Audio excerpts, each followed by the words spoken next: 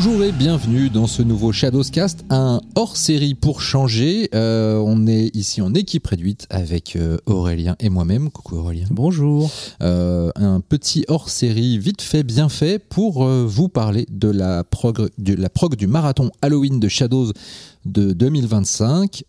On s'est un petit peu arraché les poils pour vous sortir une prog qui va vous accompagner chaudement durant tout ce mois.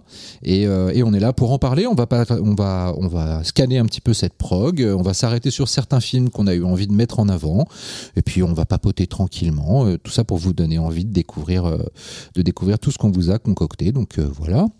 Juste Aurélien, tu peux peut-être nous rappeler un petit peu depuis combien de temps on fait ce marathon et quel est un petit peu la logique derrière cet événement qui est un petit peu quand même le highlight et le pic d'activité de Shadows dans l'année. Ouais, tout à fait. Et on fait ce marathon, en fait, je crois depuis 2020, donc depuis qu'on existe, même si, il me semble, la première année et peut-être la deuxième, c'était sur la moitié du mois, car on n'avait pas forcément encore la force de frappe. Ouais, la force de frappe d'aujourd'hui, les moyens de trouver au moins 31 films du coup, et tout ça. Et donc on faisait du 15 au 31 octobre avec un film par jour. Et en fait depuis maintenant 3 ans, c'est l'entièreté du mois d'Halloween qui est couvert avec au moins un titre par jour, en sachant que là, cette année, il y aura en tout 49 titres. Donc ça compte parfois un film et sa suite qui sortent le même jour. Ça compte 2 sessions de courts-métrages, à chaque fois avec 5 courts-métrages, et puis des petits bonus dont on vous a pas forcément parlé, mais voilà, ça peut être des courts-métrages thématiques qui accompagnent une sortie de long, ça peut être diverses choses, mais en tout cas, en tout, long et courts-métrages confondus, il y a 49 titres de fiction, mais aussi un documentaire dont on va parler. Donc on est très content des retours qu'on a eu suite au dévoilement. Au dévoilement, j'allais dire, mais ça existe, dévoilement. Je ne sais pas, mais j'avais envie de le dire. À la dévoilation du trailer et de la prog. Donc merci à vous. Parmi ces titres, il y a notamment 11 exclus ou inédits. En l'occurrence, la différence, c'est que quand on met inédit, c'est que les films sont un peu trop vieux à notre goût pour sortir en Shadows exclus, car Shadows exclus, ça sous-entend que c'est vraiment des films tout récents qui sont donc exclusifs, qui sont jamais sortis en France. Et donc les inédits, c'est souvent des films un petit peu plus vieux, mais qui n'ont jamais eu de sortie française. Donc voilà, c'est pour ça que c'est précisé. Des fois, il y a 2 inédits et 9 exclus, je crois, en tout. Donc voilà, rendez-vous. De toute façon, le podcast il va sortir demain. Donc rendez-vous demain quand vous entendrez ça, le 1er octobre avec Stop Motion. Du coup, commençons par parler de Stop Motion. Exactement. Est-ce que tu as découvert le film, toi ? Moi, je l'ai découvert à Sitges en 2023, donc ça date. J'avais extrêmement hâte de le voir parce que j'adore Robert Morgan. Je suis son travail depuis très longtemps. Robert Morgan, c'est un artiste anglais, un artiste de l'animation stop motion, comme le nom du film l'indique. Il a fait une grosse quinzaine de courts-métrages, toujours dans son style bien à lui, de body horror, crasse-pec, avec des marionnettes sointantes, des créatures bizarres qu'on peut pas identifier, et parfois, il y a des courts-métrages assez narratifs, avec même parfois certains dialogues, mais la plupart du temps, c'est assez expérimental, assez atmosphérique, mais toujours dans un style bien malaisant, et très poétique aussi, bizarrement, cette sorte de poésie très très noire. Moi, mon préféré, qui est d'ailleurs je pense un de mes courts-métrages préférés de toute la vie, c'est Bobby Hiey, que malheureusement pour l'instant on n'a pas pu vous le proposer sur Shadows, mais ça arrivera peut-être par la suite. Mais voilà, je crois que le film est dispo légalement sur Vimeo ou YouTube si vous voulez aller voir ça. C'est assez incroyable. Donc c'est un cours de 26 minutes qui suit une espèce de petit lapin organique dans son monde de rêves et de fantasmes et de cauchemars. C'est assez bizarre, et Robert Morgan lui-même dit que sur ce cours, par exemple, il l'a fait au fur et à mesure sur plusieurs années. Donc c'est de la stop motion, hein. Bien sûr, tous ses cours incluent de la stop motion. Il y en a certains qui ont des prises de vue réelles, mais voilà. Et lui, il est 100% stop motion, et donc il a fait des persos, il a fait des décors, il tournait petit à petit, il savait pas où ça allait aller, et ça a donné ce truc complètement improbable.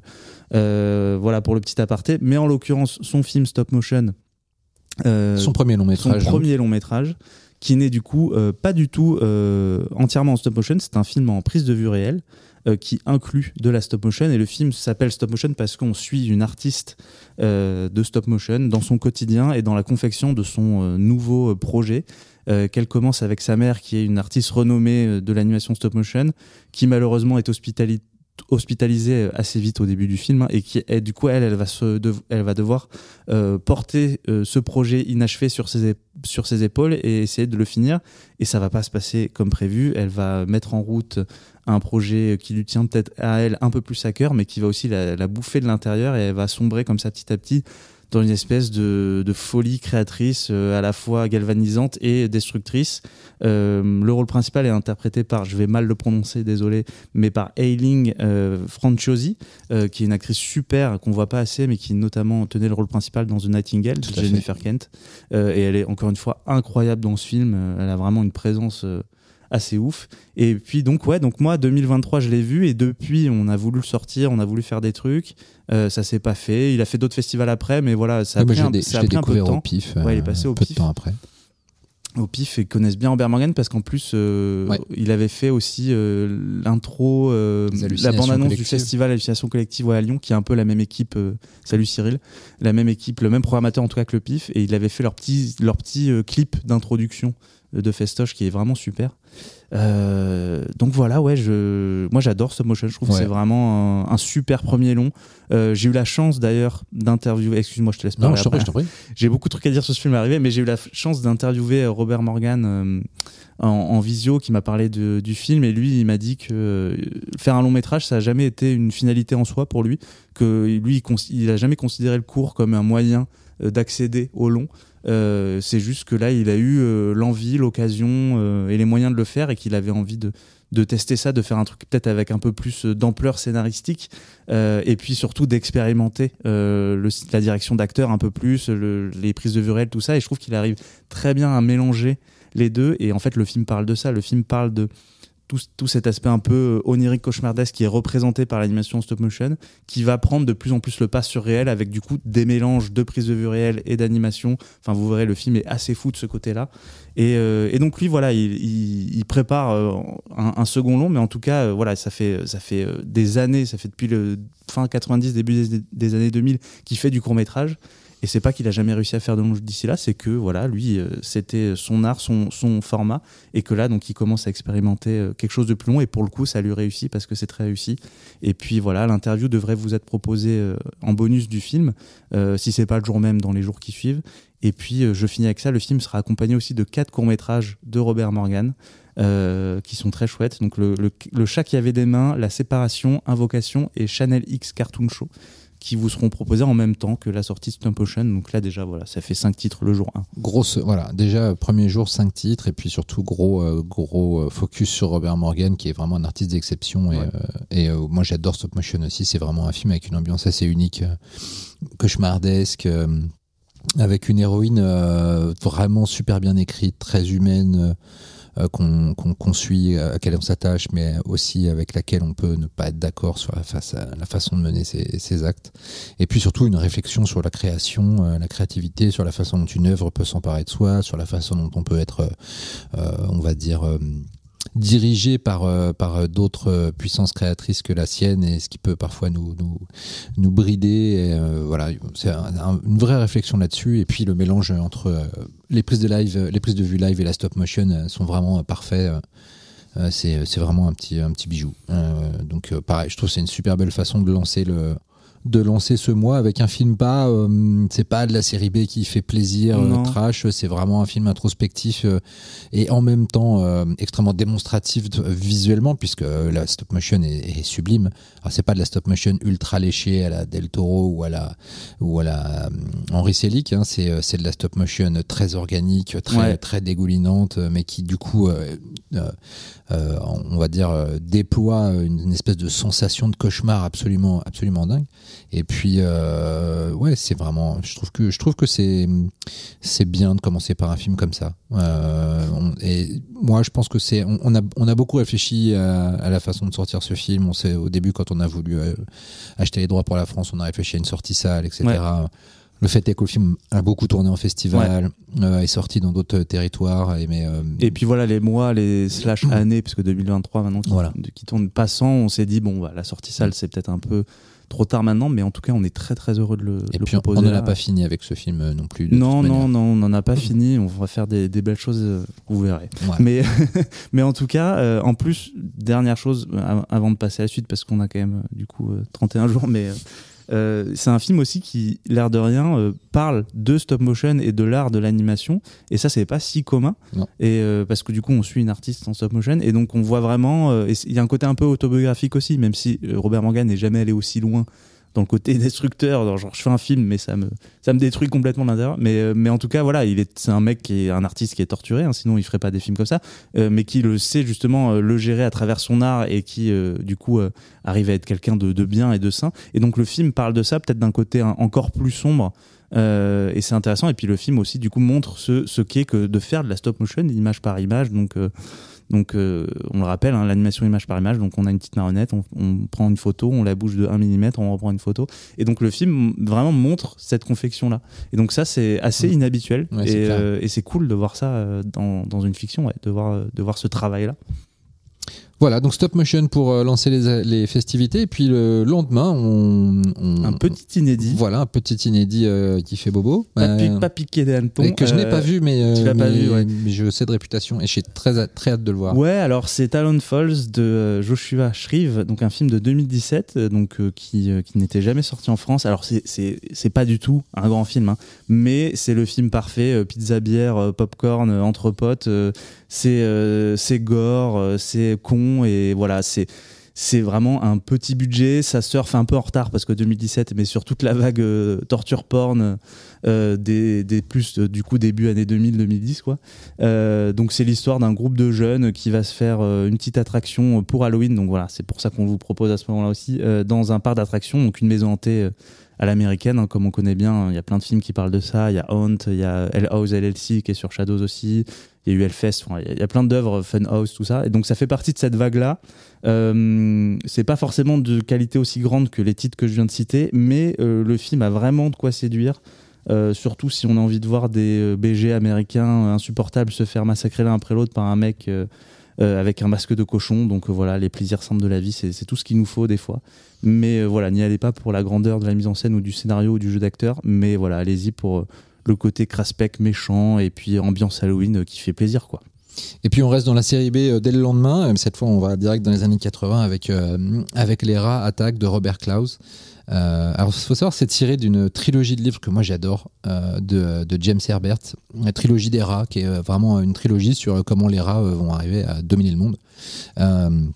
Alors le film, je crois, n'adapte pas vraiment l'entièreté, ou en tout cas, forcément, pour adapter 3 livres en un seul film, je crois qu'il est basé surtout sur le premier. Mais moi, je les ai pas lus, mais j'ai lu que c'était basé surtout sur le premier, et que le film, par contre, laissait un peu de côté toute la charge politique du livre, mais gardait le côté bien méchant et gore, quoi. Ouais, moi le bouquin, je me rappelle avoir vu vraiment des moments de description de scène gore où j'ai fait aïe aïe aïe aïe, et voilà. Et donc Robert Clouse, bel artisan de la série B américaine, film d'action surtout, hein, c'est ça. Opération Dragon, le jeu de la mort, hein, donc il a été un peu le réalisateur américain des films de Bruce Lee.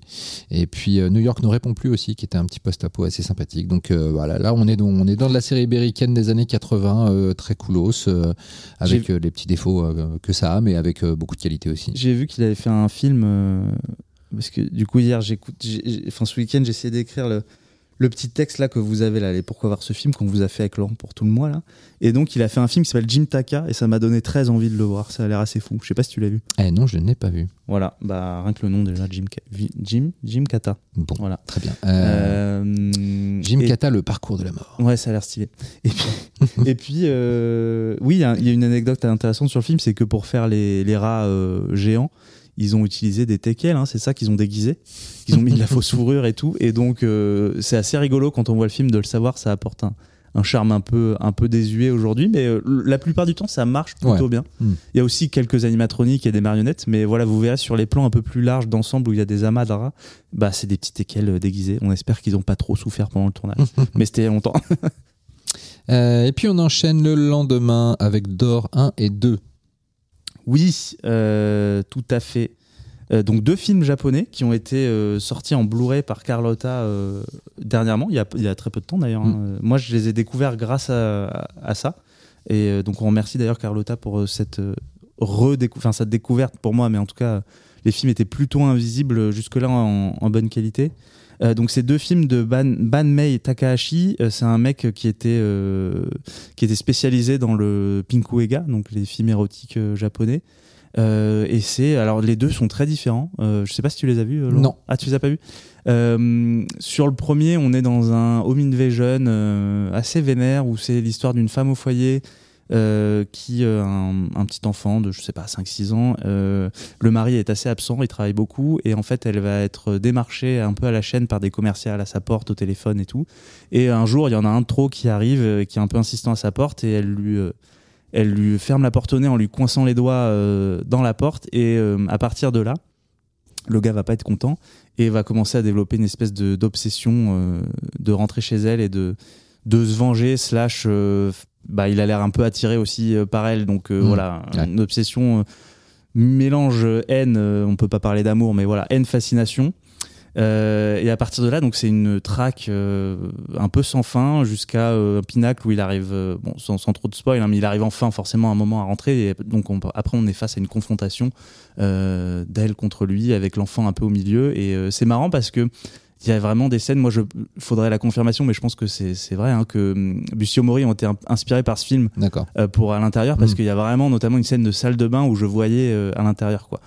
Donc c'est assez ouf, le film est plutôt bien mené. Qu'est-ce que je peux dire? Non, franchement, il y a quelques longueurs, il y a quelques dialogues où des fois, après c'est peut-être aussi le sous-titrage, hein, des fois japonais-français c'est un peu chaud, où tu te dis c'est un peu bizarre, mais globalement c'est très bien mené, il y a une montée en tension qui est vraiment là, et surtout tout le climax est assez mortel, et notamment tout un passage de course-poursuite filmé en vue de dessus, plan séquence qui est vraiment hyper immersif et hyper prenant. Voilà, c'est vraiment un super petit home invasion bien vénère. Et sa suite donc qui n'a rien à voir, ce qui est souvent le cas d'ailleurs, quand un film d'horreur japonais marche.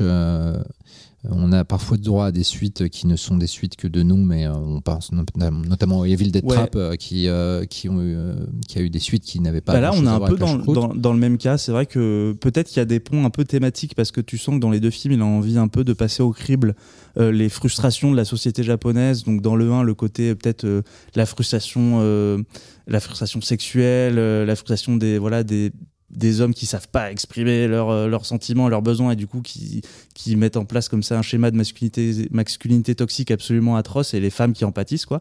Et dans le 2, donc c'est assez différent. Le film du coup est plus du tout en huis clos, c'est plus tous les mêmes persos, c'est une autre histoire. On va suivre une call girl et on va vraiment être dans le quotidien de cette call girl et de ses divers clients, et justement tu sens qu'à travers ces portraits de femmes, parce qu'il y a ses collègues aussi, et d'hommes, il veut montrer un peu différents aspects de Tokyo et de la société japonaise. Le 2 est très intéressant aussi, c'est peut-être moins efficace de façon un peu primaire, dans le sens où le premier, il est vraiment rentre dans l'art et il a un concept très simple, et du coup il est très prenant très vite. Et là, c'est un peu plus un truc d'ambiance, un truc de on sait pas trop où ça va, et petit à petit le film nous cueille ou pas, ça dépend de notre sensibilité, mais en tout cas il y a un portrait de femme qui est intéressant. Je mets de certaines limites parce que ça reste réalisé par un homme dans les années 90 au Japon, et le mec a fait Pinku-ega et compagnie, donc des fois c'est un peu biaisé par un prisme masculin pas toujours très finaux et un peu malaisant, mais tu sens aussi qu'il y a vraiment une volonté aussi de faire un vrai personnage et de parler de sexualité féminine, de le fait d'assumer tout ça et tout, et je trouve que c'est maladroit par moments, peut-être un peu malaisant avec le recul, mais faut remettre le film en contexte aussi, et ça reste 2 œuvres très intéressante. Puis au générique du 2, il y a un de mes acteurs japonais préférés, le regretté Ren Osugi, qu'on a vu pas mal chez Takeshi Kitano, notamment dans le chef-d'œuvre Anabi, et qui a joué dans Shin Godzilla, Audition, Cure, enfin bref, un géant du cinéma japonais. Ouais. Voilà, enchaîne... je voulais juste finir sur en termes de mise en scène, les 2 sont très solides, et puis il y a eu un 3 aussi, alors que j'ai pas vu et qu'on ne sort pas malheureusement, mais qui est réalisé par Kiyoshi Kurosawa, et qui apparemment est encore très différent. Voilà. On enchaîne le lendemain avec Lake Mungo. Alors, voilà. Alors ça, c'est un des films sur lesquels tu avais envie de t'étendre un petit peu. Du coup, j'ai l'impression que je fais que parler. Donc, t'inquiète, après c'est moi.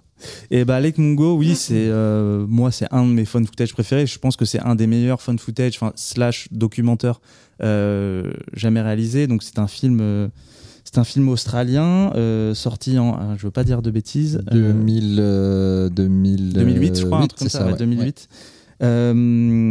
Et en fait, donc on suit la disparition de Alice Palmer. C'est pas pour rien qu'elle s'appelle comme ça, hein. Le film est sous forte influence Twin Peaksienne, on va dire. Donc qui a disparu, et donc le film prend la forme d'un faux docu true crime, un petit peu comme on en voit beaucoup aujourd'hui. Mais du coup, le film, je trouvais assez précurseur là-dessus, c'est qu'il y a vraiment comment dire, la volonté d'embrasser toute cette esthétique de docu true crime, mais avant que ce soit un peu à la mode et que ça a explosé. Donc c'est assez bluffant de le découvrir si vous le découvrez aujourd'hui, parce qu'on a vraiment l'impression que ça pourrait être un docu true crime sur Netflix, quoi, qui prend une tournure un peu plus fantastique qu'à l'habituel, on va dire, mais parce que voilà, il y a toute une enquête paranormale qui est menée en parallèle de celle un peu plus comment dire, concrète de où est cette adolescente qui a disparu. Et donc moi, ce que j'adore, c'est que c'est vraiment un film qui parle du pouvoir des images, du pouvoir trompeur des images, qui adopte toute cette esthétique analogue horreur du found footage que moi j'adore, et qui mélange aussi les styles de prise de vue. C'est-à-dire qu'il y a des interviews qui vont être filmées en truc un peu plus en images un peu plus clean, un peu plus HD. On va avoir des vieilles images de téléphone portable des débuts des années 2000, donc ultra pixelisé, va y avoir plus de la VHS, plein de formats d'images différents qui vont se mélanger d'une espèce d'esthétique que si on y est sensible, c'est vraiment un régal pour tout ça. Et surtout, on va se mettre à scruter, chercher chaque image, parce que le film joue beaucoup avec les zones d'obscurité, le fait de zoomer dans une image et de voir une silhouette, et en fait on devient petit à petit complètement parano de ça, tiens, là il y avait une zone d'ombre, est-ce que je mettrais pas pause pour aller voir s'il y a pas un truc. Et après, le film en plus nous remontre parfois certaines images qui sont déjà passées en les analysant, en zoomant dans un coin, et on se dit purée, j'avais pas du tout vu ça, c'était là depuis le début. C'est assez ouf. Ça rappelle un petit peu le procédé de Dario Argento sur Les Frissons de l'angoisse. Clairement. Et puis moi je pense que ça a beaucoup influencé aussi ce cinéaste japonais spécialisé du found footage qui a fait Noroi Seekers, Occult et toute une saga, là, j'ai oublié son nom comme ça, mais que j'aime beaucoup, et notamment il a fait toute une saga de found footage qui s'appelle les dossiers paranormaux, très très flippants. Voilà, bon, c'est pas traduit en français, mais voilà. Le titre japonais, j'arrive jamais à le retenir. C'est Koji Shiraishi. Ouais, voilà, Koji Shiraishi. Et lui, dans ses films en found footage, il utilise extrêmement beaucoup ces procédés-là ok, on va faire un replay, on va mettre pause sur l'image, on va aller analyser, on va aller éclaircir l'image numériquement pour voir s'il y avait quelque chose et tout. Et en fait, c'est hyper ludique. Je trouve que ça implique le spectateur dans l'intrigue de façon assez folle. Et puis au-delà de ça, Lake Mungo est un film proprement terrifiant, parce que comme tous les très bons found footage, il sait ne pas tomber dans l'effet facile, dans le jumpscare. Il sait rester dans sa forme du début à la fin, et du coup jouer aussi avec notre frustration et notre envie de voir plus, mais on ne verra pas forcément plus, parce que c'est des images trouvées, et que dans la vie, quand on trouve des images, qu'on filme des images, il n'y a pas forcément tout ce qu'on veut, tout bien.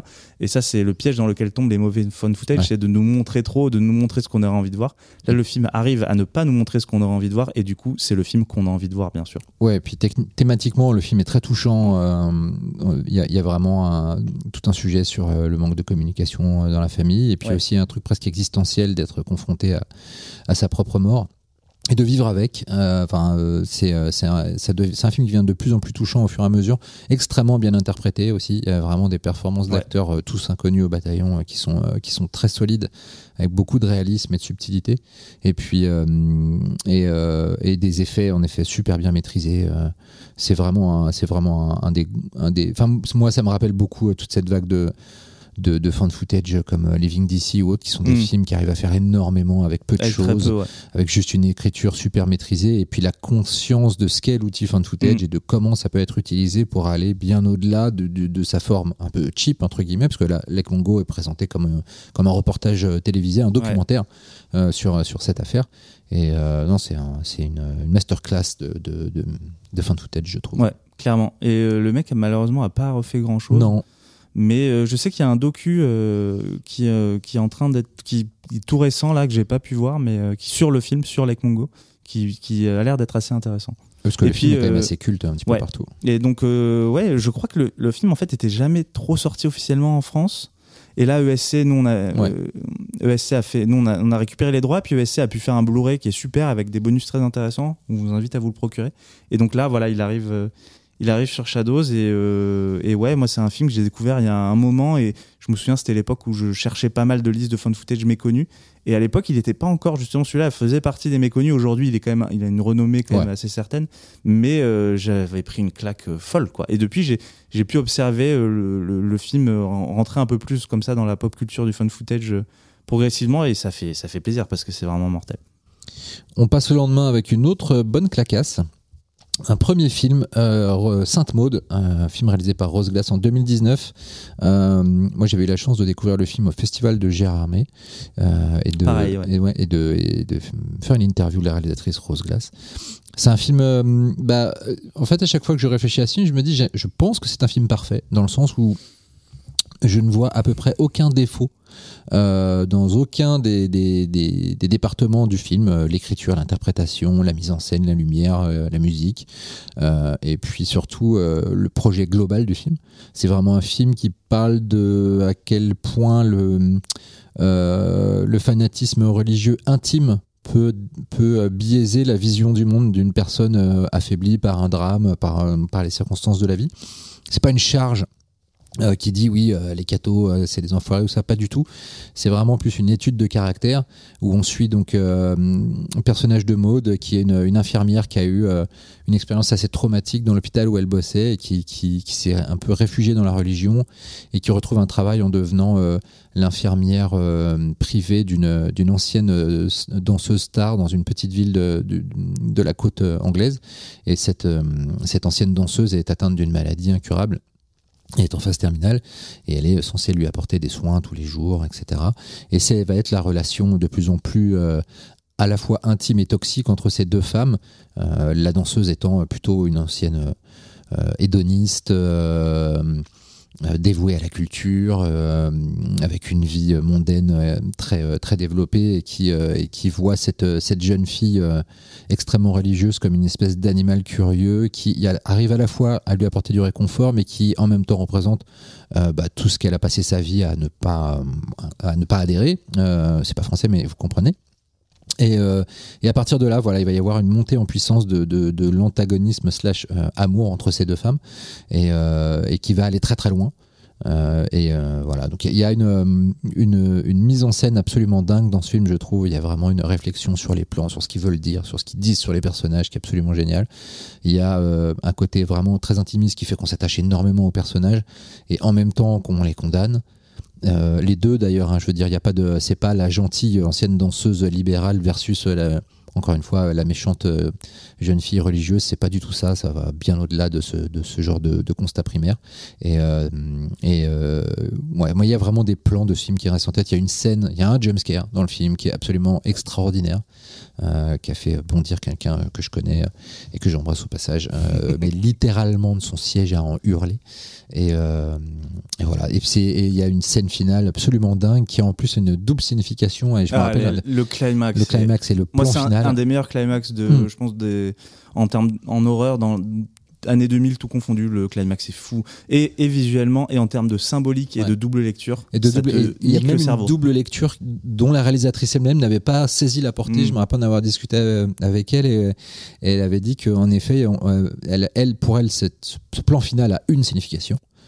Et en fait, d'autres personnes lui sont venues la voir en disant mais il n'a pas la signification inverse. Et elle s'est aperçue en fait qu'en effet, il y avait une double interprétation possible de ce plan final absolument dingue. Voilà. Donc, si vous n'avez pas vu Sainte Maud, on vous laisse découvrir ce petit bijou. Rose Glass a depuis signé un excellent deuxième film, Love Lies Bleeding, espèce de polar surréaliste. À mi-chemin entre Nicolas Winding Refn et David Lynch.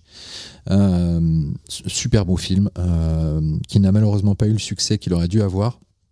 Donc je sais pas vraiment sur quel projet est Rose Glass actuellement, mais j'espère qu'elle va pouvoir rebondir parce que en tout cas elle a vraiment démarré très très fort sa carrière.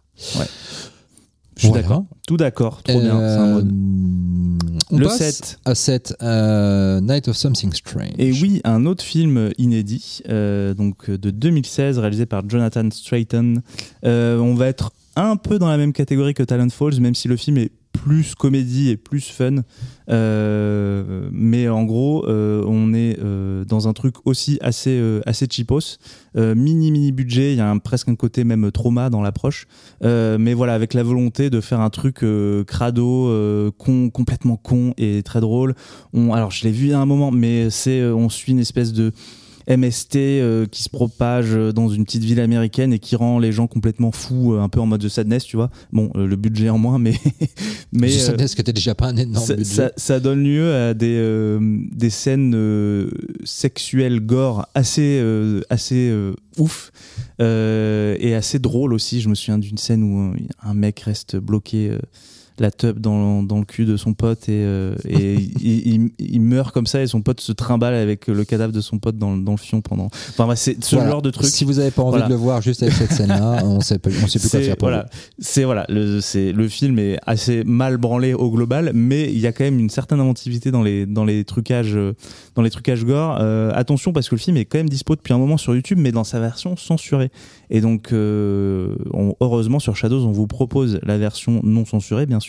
Et donc, voilà, c'est complètement con, c'est complètement cheap, mais c'est complètement génial aussi d'un côté. Voilà, donc, du B, du trash, tout ce qu'on aime pas. C'est parfait. Exactement. Et c'est un inédit, du coup. Et c'est complètement inédit, tout à fait. On enchaîne le lendemain avec alors quelque chose de très différent, Le Vampire et le sang des vierges. Donc ça, c'est un petit classique du cinéma d'horreur gothique allemand des années 60, si je ne m'abuse.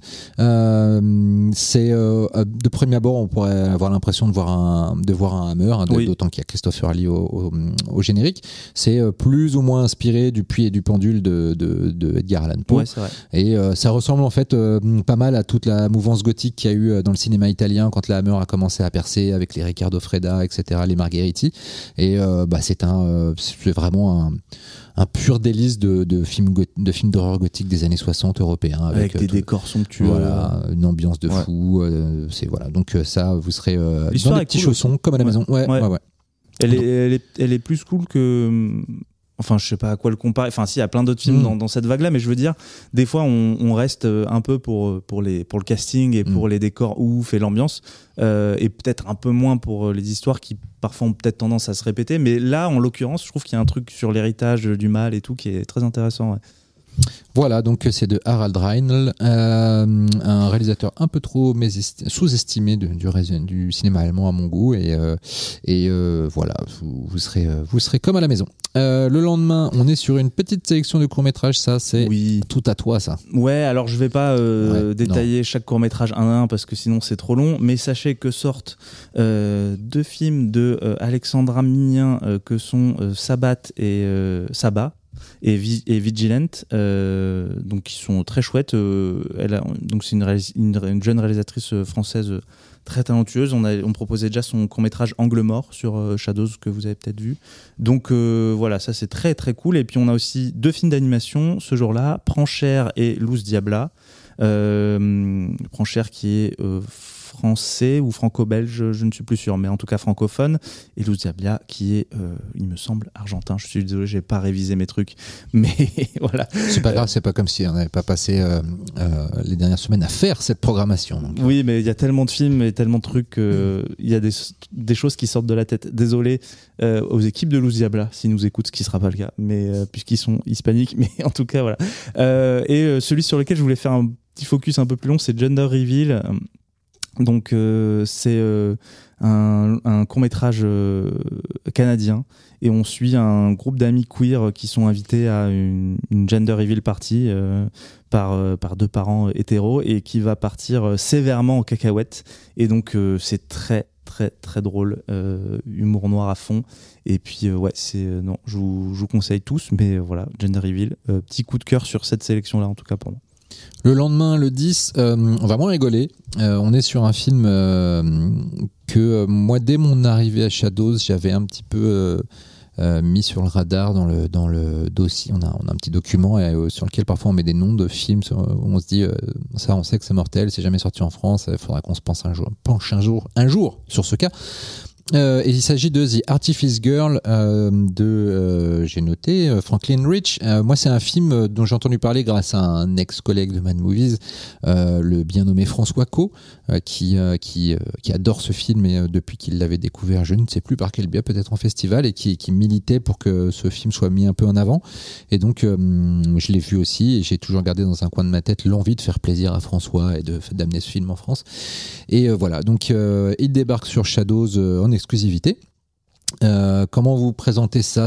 Moi vraiment, ça fait partie des films de art sci-fi minimaliste, ultra ambitieux dans le propos et dans le dispositif, mais extrêmement en mode économie dans la réalité des faits, puisque on va avoir 3 séquences dans 3 décors différents, avec en gros à peu près 5 acteurs principaux qui vont apparaître de façon disparate dans ces 3 séquences. Donc 3 séquences je crois que le film couvre quasiment 20 ou 30 ans de temporalité. D'ailleurs, l'acteur principal est joué par le réalisateur. Tout à fait. Ouais. Voilà, c'est le réalisateur, scénariste et acteur principal du film. Et donc, difficile on va pas trop vous en dévoiler non plus, mais ça commence par un jeune homme qui croit être invité à faire un entretien pour avoir une bourse pour étudier, et qui se rend compte qu'il est en fait face à des enquêteurs qui sont là pour questionner sa connexion, voire sa participation à un réseau pédophile. Alors ça, c'est le début, mais en fait ça va bien plus loin que ça assez vite, et le film part vraiment dans une exploration de l'intelligence artificielle, de la façon dont elle s'insère dans nos vies, de la façon dont elle peut transformer notre façon d'interagir avec les autres, et également la façon dont elle peut devenir quelque chose d'extrêmement perturbant dans un domaine où finalement les relations humaines devraient rester, et le jugement humain devrait rester la chose la plus importante.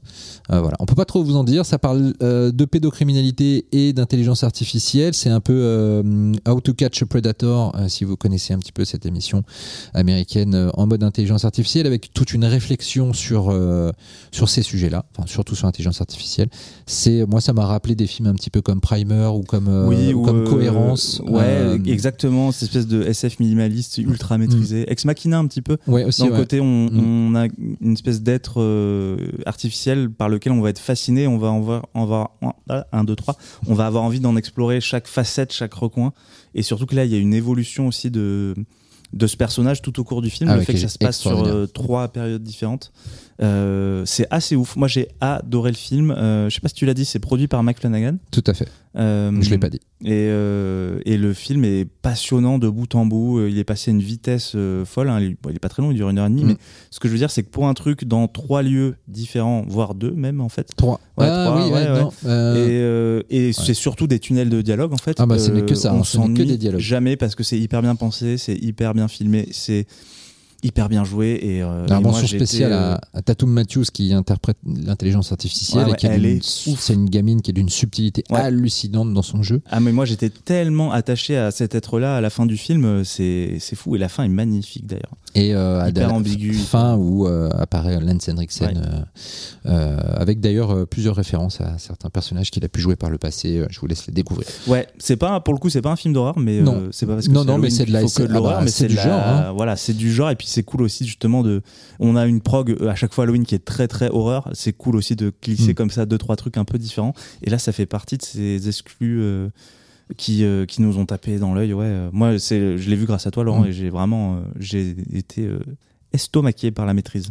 Voilà, donc Artifice Girl, ne ratez pas ça le 10, c'est vraiment une petite clacasse dans la mouille. Le 11, on part sur du plus fun, hein, Psycho Gorman de Steve Kostanski, dont on va reparler un petit peu après, donc on va peut-être pas s'étendre très rapidement. En plus moi pour le coup j'ai vu le film il y a longtemps quand même, je l'ai pas revu là, mais je me souviens avoir pris mon pied. C'est un pied pas possible, hein. C'est une histoire d'une gamine qui entre en contact avec des monstres qui sont un peu en bisbille les uns contre les autres, et qui arrive à adopter et à soumettre à sa volonté le monstre le plus terrible de tous, Psycho Gorman, et c'est donc une espèce de comédie un peu Amblin. C'est ça, c'est un mélange de Amblin, de Tokusatsu, de Beast 80s et de Power Rangers. Voilà. C'est gore, c'est drôle, c'est fun, c'est rythmé. Steve Kostanski, on va vous en reparler un petit peu après. Donc moi j'adore ce gars, tout ce qu'il fait déborde d'amour absolu pour pour un cinéma un peu bis et différent, et c'est super. Donc effectivement, un autre film de lui arrive plus tard dans la prog. Le 12, on est sur Bloodline. Film de serial killer assez méconnu. Tu me disais, Laurent, tu l'avais vu passer sur Netflix. Ouais, je crois que sa première arrivée en France était sur Netflix, il me semble. Mais je crois que là, en tout cas, au jour d'aujourd'hui, il est pas trop dispo ailleurs, donc on est très content de vous le proposer. C'est un film avec Sean William Scott, donc Stifler dans American Pie pour les intimes bien sûr, qui interprète un serial killer, père de famille, jeune père de famille, qui cache son sombre secret à sa femme. Et donc on est dans un truc très Dexter, hein. Moi ça fait extrêmement penser à Dexter, mais de la meilleure façon qui soit, parce que lui aussi il a ce côté où je vais pas trop vous en dévoiler, mais où ses meurtres sont réfléchis pour ne pas comment dire, agrémenter une certaine justice, en tout cas dans sa vision à lui. Donc voilà, le film est pas forcément toujours très bien rythmé, mais il a le mérite d'être court, et surtout Sean William Scott est super, et puis les meurtres sont très très gore, et pour le coup très bien montés, c'est-à-dire qu'il y a un impact, il tue principalement au couteau, il y a un impact sur les coups, sur les inserts gore et tout, qui est très efficace. Et puis voilà, le casting est assez cool, ça se veut un peu thriller psychologique, on plonge dans le psyché d'un mec dérangé et tout.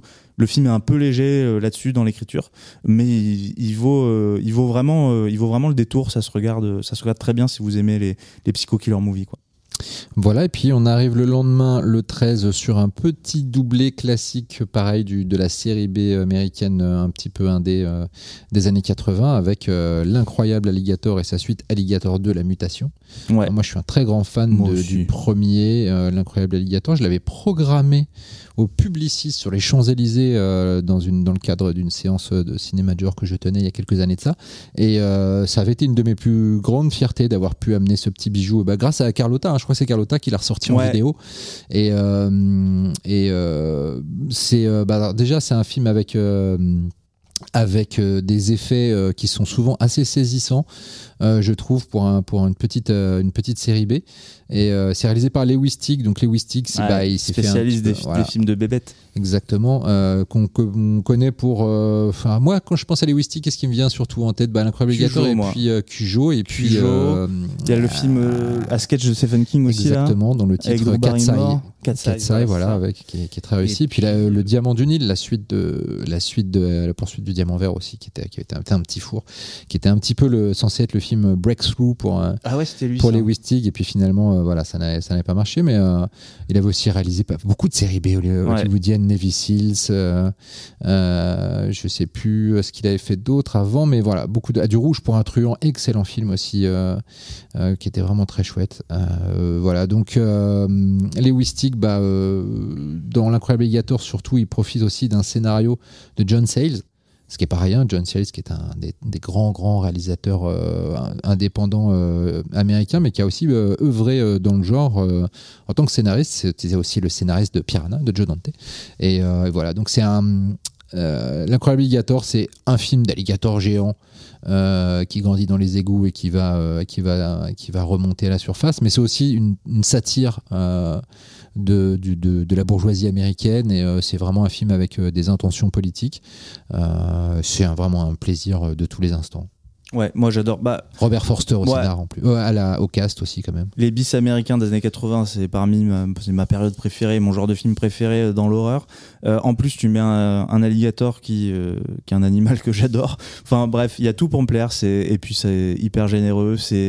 Robert Forster est incroyable. Et puis l'air de rien, l'intrigue est très bien menée. Il y a un bon suspense. C'est gore quand ça va être gore, et les effets effectivement sont ouf, quoi. J'ai aucun souvenir, en revanche, j'ai pas eu le temps de le revoir, de la suite Alligator 2, la mutation. Il est moins bien. Alors c'est pas réalisé par Louis Teague pour le coup. J'ai plus le nom du réal forcément en tête. Mais, John S. Merci bien. Je sais pas s'il a fait beaucoup d'autres trucs. Mais je m'apprête à te le dire. En tout cas, au casting, il y a quand même Dee Wallace et Richard Lynch. Donc par contre, Dee Wallace est sous-exploité de ouf. Ouais. Mais bon, elle est là. Et le film se regarde sans déplaisir, en vrai. Il est assez similaire au premier en étant un peu en dessous. Mais voilà, il est pas du tout dénué d'intérêt. Il y a toujours du croco, en veux-tu en voilà, quelques effets assez saisissants, et puis il a un côté peut-être un peu plus raté et fauché qui le rend aussi attachant d'un autre côté. Donc Donc voilà. Donnes qui avait fait The Watchers, qui était une adaptation d'un roman de Dean Koontz que j'avais dévoré quand j'étais gamin, sur un babouin génétiquement modifié, très méchant, qui poursuit un chien génétiquement modifié, ce qui vient du laboratoire. Les deux se sont échappés. Et le chien est très gentil. Okay. Voilà. Donc voilà, petit double programme série américaine des années 80, très sympathique. Et puis on part sur un autre délire le 14. Tout à fait, avec The Cannibal Man, un film de 1972, film espagnol réalisé par Eloy de la Iglesia. C'est un film de serial killer. Encore, on va suivre un mec qui bosse dans un atelier de boucherie et qui va se mettre à avoir comme ça des espèces de pulsions meurtrières. Et le film est très intéressant parce que, contrairement à ce que laisse présager l'affiche, qui est absolument incroyable, hein, vous verrez, mais c'est une espèce de mec qui a un hachoir en plein milieu de la gueule. Donc elle est complètement gore. Le film n'est pas tant. On est plus sur un espèce de thriller psychologique feutré, un peu Chabrolien. D'ailleurs, je crois que le boucher de Chabrol était une inspiration pour Eloy de la Iglesia. Ok. Et en fait, qui parle en fait d'homosexualité refoulée, clairement. Et donc le film est hyper intéressant là-dessus, hyper en avance sur son temps aussi, parce que 72 abordé comme ça assez frontalement, même si dans la promo c'est pas du tout mis en avant, ni sur l'affiche ni quoi que ce soit, mais le film parle vraiment de ça et est intéressant sur le sujet. Je sais pas si c'est quelque chose que Eloy de la Iglesia dont il est proche. Est-ce que lui il est homosexuel, quoi, je ne sais pas, j'avoue, je me suis pas renseigné, mais en tout cas on sent que c'est qu'il a qu'il avait envie de parler de ça et qu'il le fait bien, quoi. Et il le fait de façon détournée et très intelligente, parce qu'à l'époque, je crois que l'Espagne était encore sous Franco, donc il y avait des sujets qui étaient très difficiles à aborder, et c'est vrai qu'à ce moment-là, le cinéma de genre espagnol a réussi à glisser avec quelques films des messages sous-jacents mais assez importants. Et non, on sent que c'est un film qui a dû inspirer aussi pas mal aussi Gaspard Noé pour le Boucherie Chevaline. Oui, voilà, ce film-là, tout à fait. On a un gros Seul contre tous, voilà. et Carne. Voilà, Carne.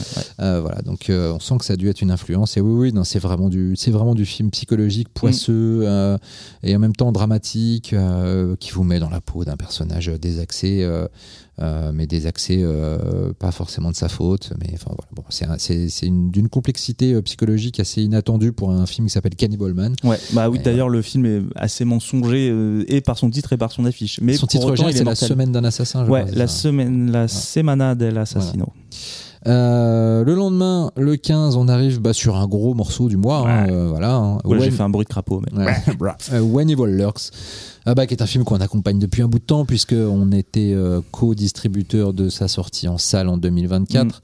On est co-éditeur de son édition vidéo qui a eu un crowdfunding et qui a été livré et qui sort aussi à la Fnac ces jours-ci.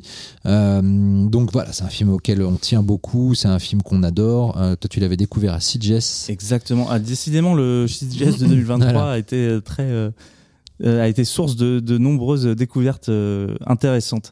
Mais When Evil Lurks, déjà je me souviens pendant Sitges, c'était plutôt le début de son exploitation en festival, ou en tout cas en Europe, et je me souviens que les gens en parlaient beaucoup. Il a gagné le Grand Prix d'ailleurs à l'arrivée. Et effectivement, c'était une petite claque. C'était une petite claque parce que le film est très très violent sur des aspects inhabituels, notamment la violence faite aux enfants. Et du coup, il y a un côté très in sadness, n'importe quoi.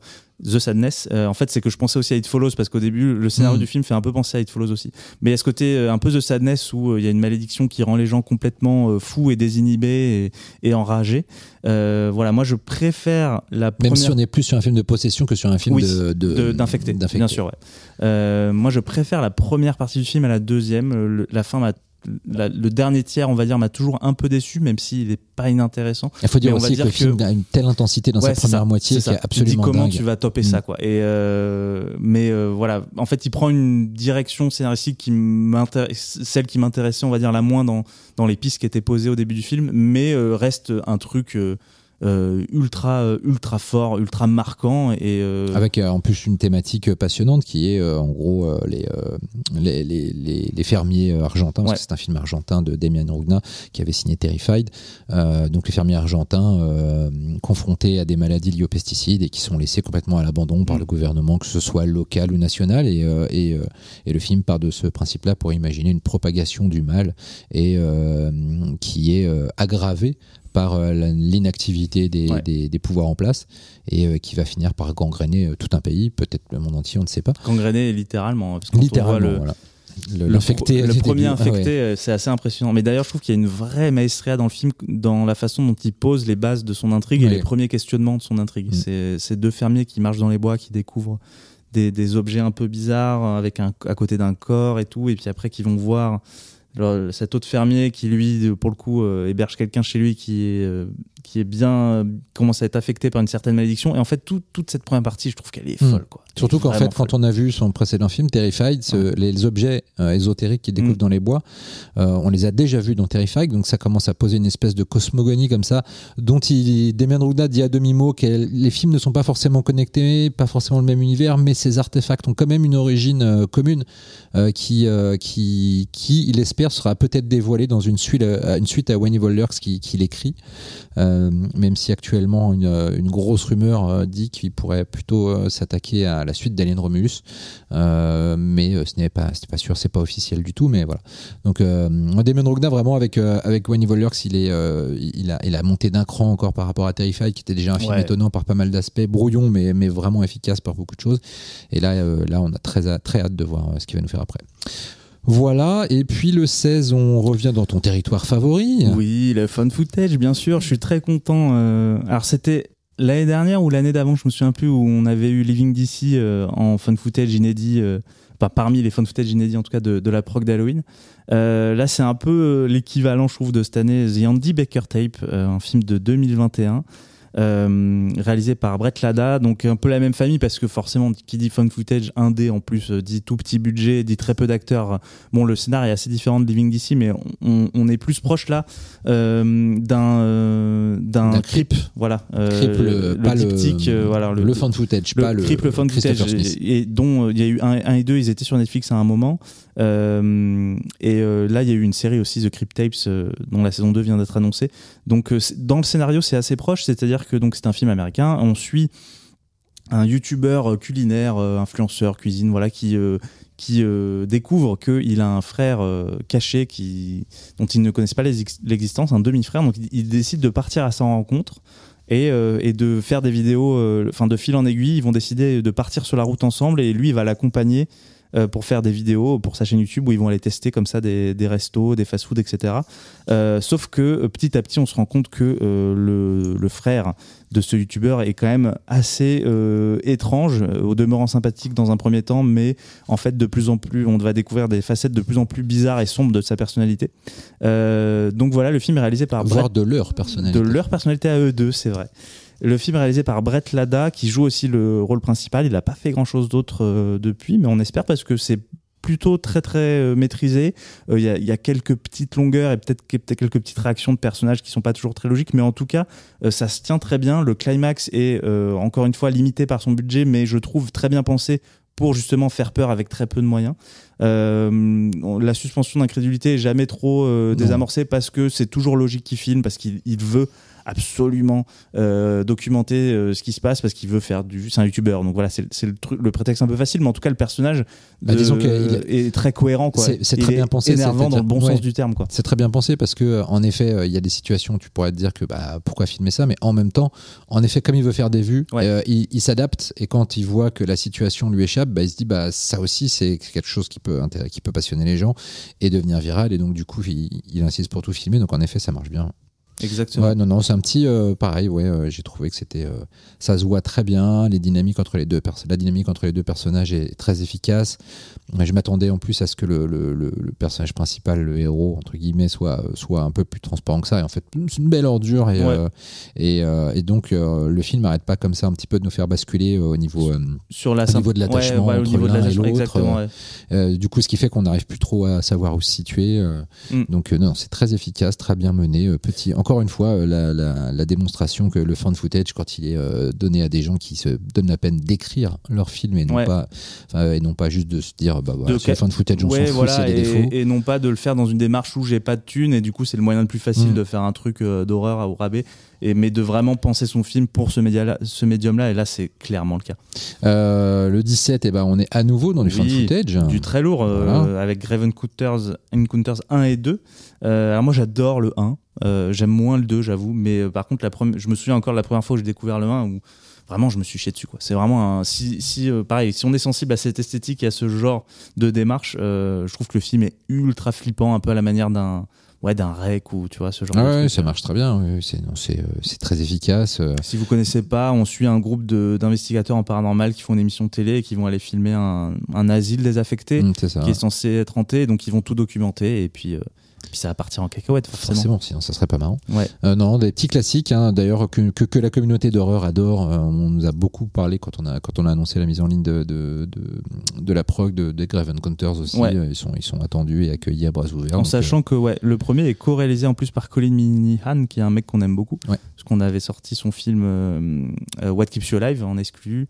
On avait proposé aussi son film It Stands the Sand Red. Putain. It Stains un truc comme ça. Raid. Oui, voilà. Merci. Qui était plutôt sympa, et surtout il a fait, alors je dérive un peu, mais il a fait un court-métrage, n'importe quoi, un long avec des extraterrestres qui s'appelle Extraterrestrial et qui est trop méconnu et qui est mortel. J'espère qu'on pourra vous le proposer un jour. Je n'ai point vu.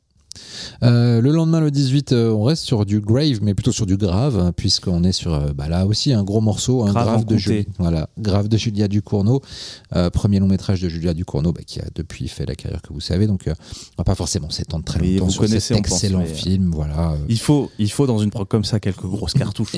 Ça c'est de la belle cartouche. Un film extrêmement réussi à peu près tous les niveaux, thématiquement, c'est du Cronenberg inversé, extrêmement bien pensé sur le déterminisme social, sur notre rapport à l'animal, sur la part animale de l'humain, sur les choses qu'on est prêt à accepter pour s'insérer dans une caste sociale alors que ça va à l'encontre de ce qu'on est. Et puis c'est déguisé tout ça, enfin c'est pas déguisé, c'est inséré dans un film qui est à la fois un film d'horreur psychologique, introspectif, à la fois un film très pop, très vivant, drôle, extrêmement bien interprété par Justine Marélier qui est absolument géniale. Garance Marélier, pardon, qui est absolument géniale parce qu'elle joue un personnage qui s'appelle Justine. C'était déjà le cas dans le court-métrage qu'elle jouait Junior, qui est sur Shadows. D'ailleurs, à un moment, vous verrez dans un décor, pendant une teuf dans Grave, il y a un tag au mur qui dit Junior is dead. Et donc, j'ai cru que tu allais dire que tu étais dans cette teuf en arrière-plan. En mode, putain, il lâche des bombes, stylé. Et voilà, donc super bon film. Si vous ne l'avez pas déjà vu, précipitez-vous dessus. Puis si vous l'avez déjà vu, ça vaut grave le coup de revoir. Body horror bien dur à regarder par moment, quoi. C'est clair. Je suis pas facilement impressionnable, mais je me souviens qu'au ciné, la première fois que je l'ai vu, je sais pas, le film il te met mal, quoi. Il te met mal. Et oui, voilà. Après, très beaux effets spéciaux. T'en as très bien parlé, c'est un très grand film. Très beaux effets spéciaux d'Olivier Afonso qui ont fait un petit bisou. Le lendemain, on est toujours chez les Français qui cartonnent. Ouais. Sauf que là, il cartonne à l'étranger pour le coup. Il cartonne à l'étranger, mais quand même. Piranha 3D. Voilà. Alexandre Aja. Pur plaisir.